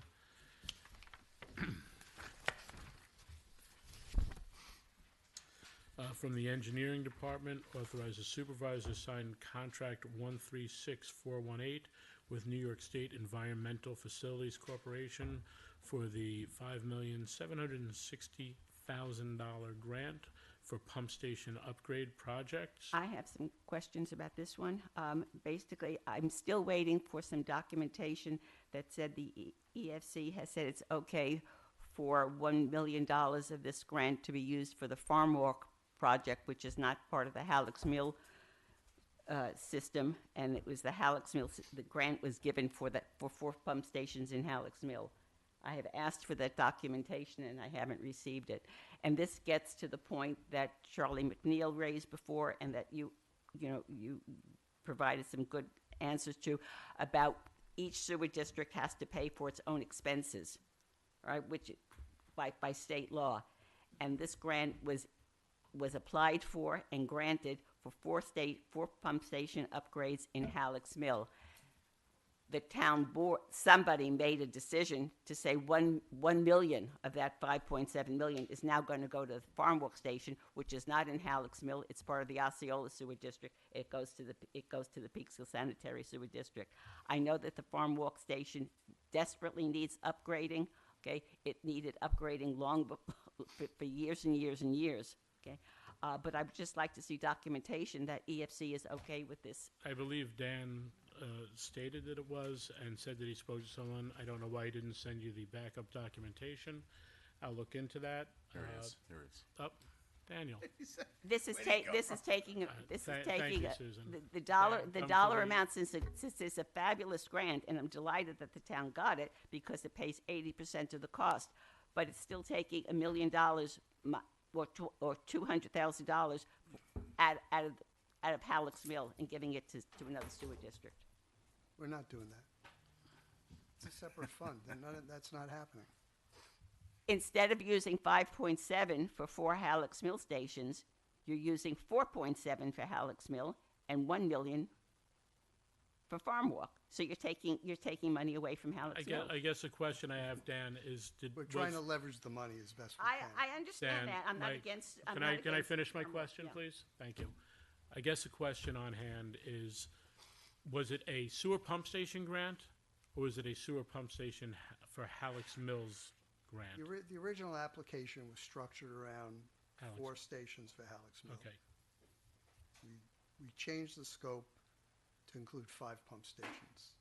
And my question, and I'm asking for documentation, was EFC notified and did Yes. they approve? And I'd like to see the document. The stuff was all done through the portal, and it's stuff I can't print out. It may be in the contract, but as it stands right now, I can't print the contract. I would like to see the contract, the portal. I'd like to see it too. I don't have I it. have a copy on my computer of the original grant application. But you don't have a copy of the contract. No, but I think you should get it. I think so too, but I don't have it. Can you? It will be, if I can get the authority to get it signed, then EFC, I guess I can print it in the, things with these portals, like, it's all credential driven. I can't do it. If I could have done it, I would have done it. I don't have The it. town can't print out a piece of paper on a contract. I can't do it. It's not within my credentials.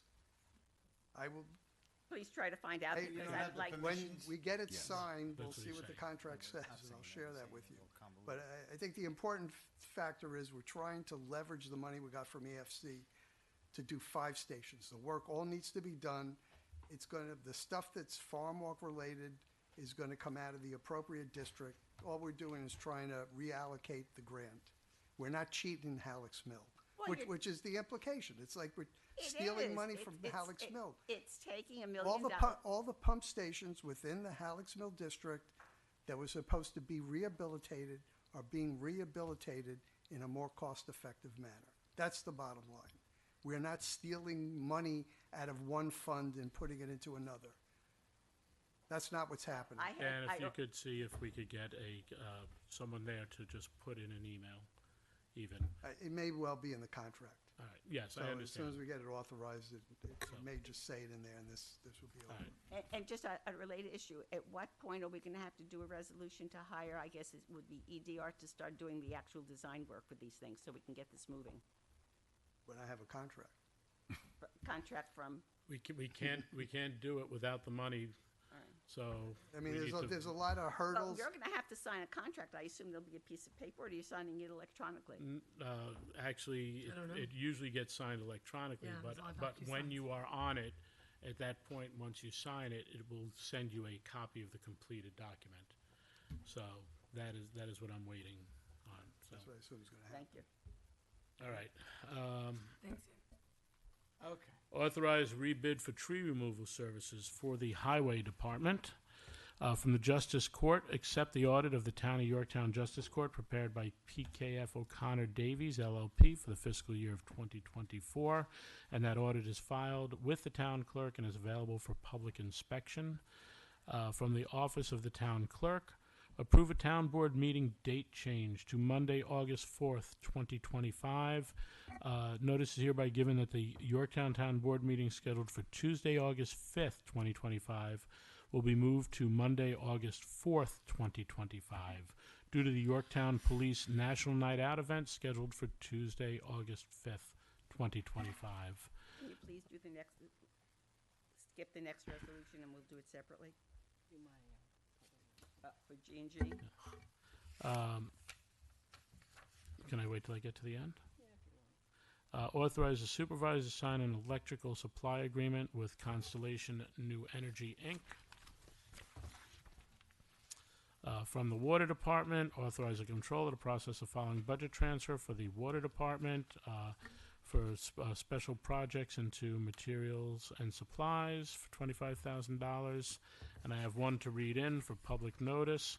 Notice is hereby given that a public hearing will be convened by the Town Board, Town of Yorktown, Westchester County, New York, on Monday, August 4th, 2025, at the Town Hall, 363 Underhill Avenue, Yorktown Heights, New York, at 7:30 p.m. o'clock, or as soon thereafter can be heard, to consider a proposed wetland permit application submitted by the Mohegan Lake Improvement District to administer treatment of Lake Mohegan with an automated system of biological treatments to accelerate the decomposition of accumulated organic matter in lake bottom sediment.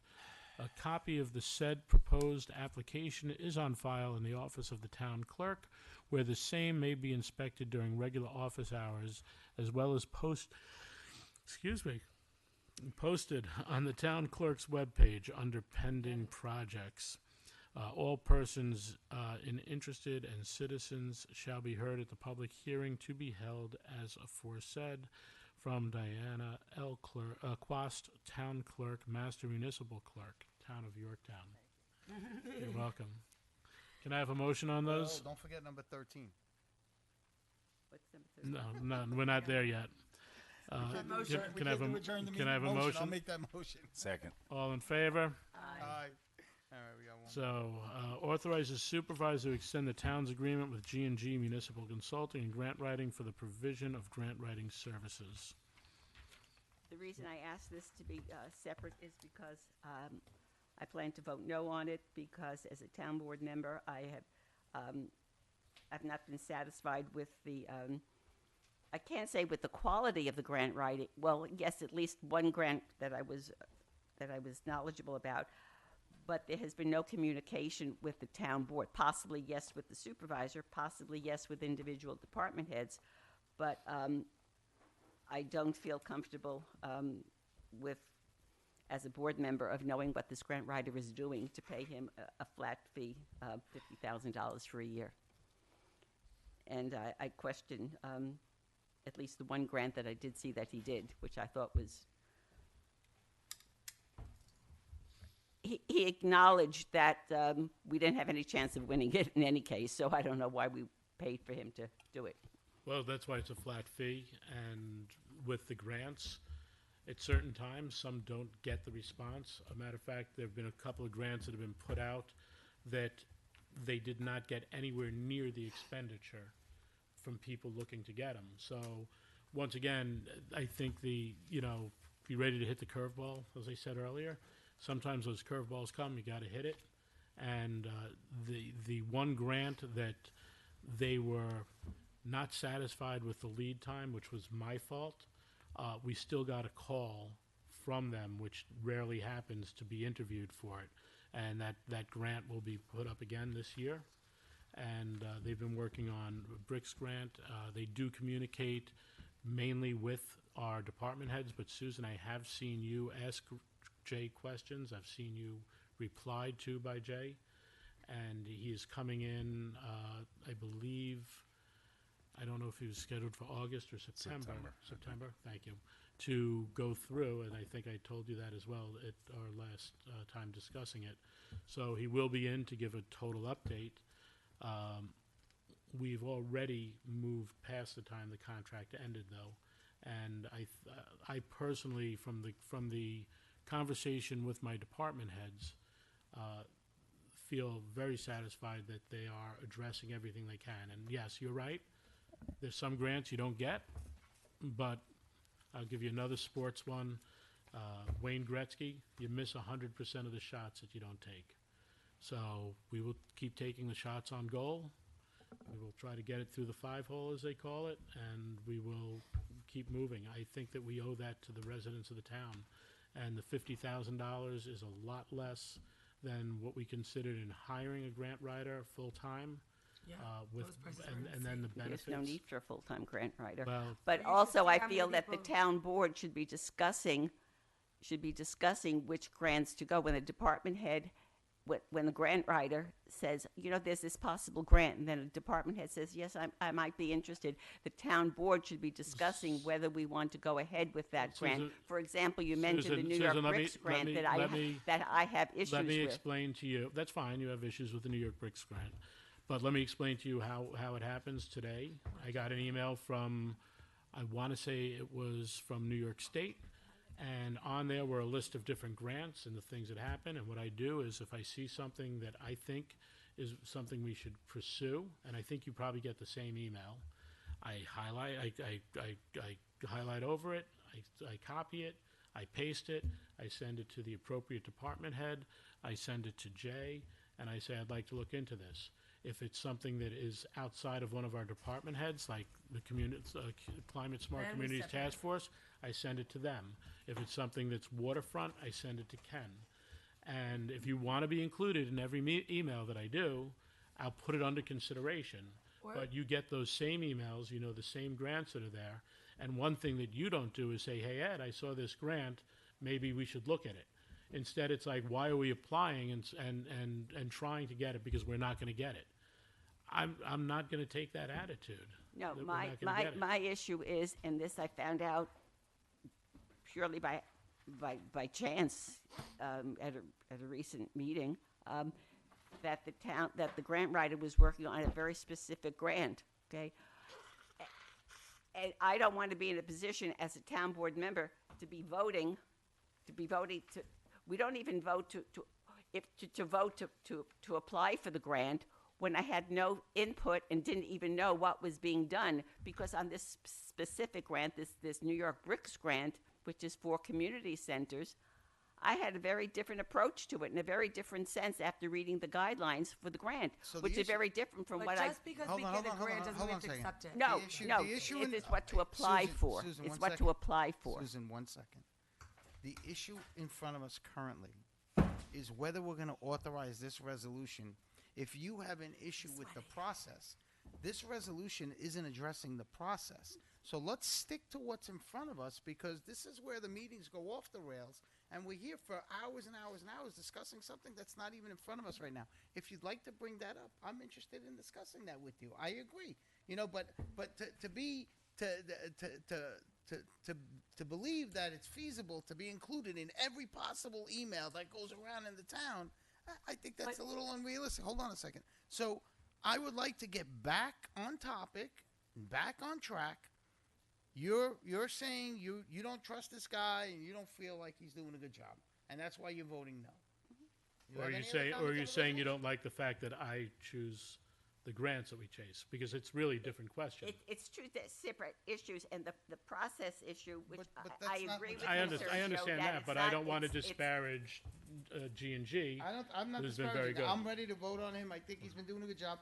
And the reason why we went with this person, and the reason why we went with this model initially was because the other grant writer was doing per grant or something like that, or there was a limit.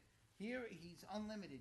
We could throw 15 grants at him this month. We could throw 5 grants at him this month. We could throw 30 grants at him this month. The price doesn't change. Right, but with the price That's being, why we did. That's but why with we the did price this being model. $4,100 a month, not exceeding $50,000, we should have a meeting with G&G and let him know that every month we want a spreadsheet. What grants is he after? Where is he at on it? And how's it looking? That is what he's doing. So I don't want to manage planning. I don't want to manage building. I don't want to manage parks, even though, like, I don't want to do it. But he can give us an update on where he's spending his time We don't while know. we pay. It's coming in for I that. don't know. We can ask him, I'm saying. I have no idea what he's done for All right. $50,000 for this year. Right, okay. I have no idea. And I guess you'll get more I information. think, We have I gotten think some. it's a great idea, and we should discuss it. Right now, there's a resolution in front of us, Yeah. and that's what the topic is. All right, so can I have a motion? Motion. Second. All in favor? Aye. Opposed? Okay. And maybe you'll give him the eye when he gives us the reports. And he spends No, more he- time she can't- sharing. she I can't I change like her your vote. idea. Let him send I'm us not a kidding. spreadsheet, I and then mean, the All whole right. thing is I'd done. like to know what So- he's doing Not a big for deal. $50,000. So he's answered in emails, but that's fine. Yeah, but then he also. Can I have a motion to adjourn the meeting? I'll make that motion. Second. All in favor? Aye. I'll vote aye for that.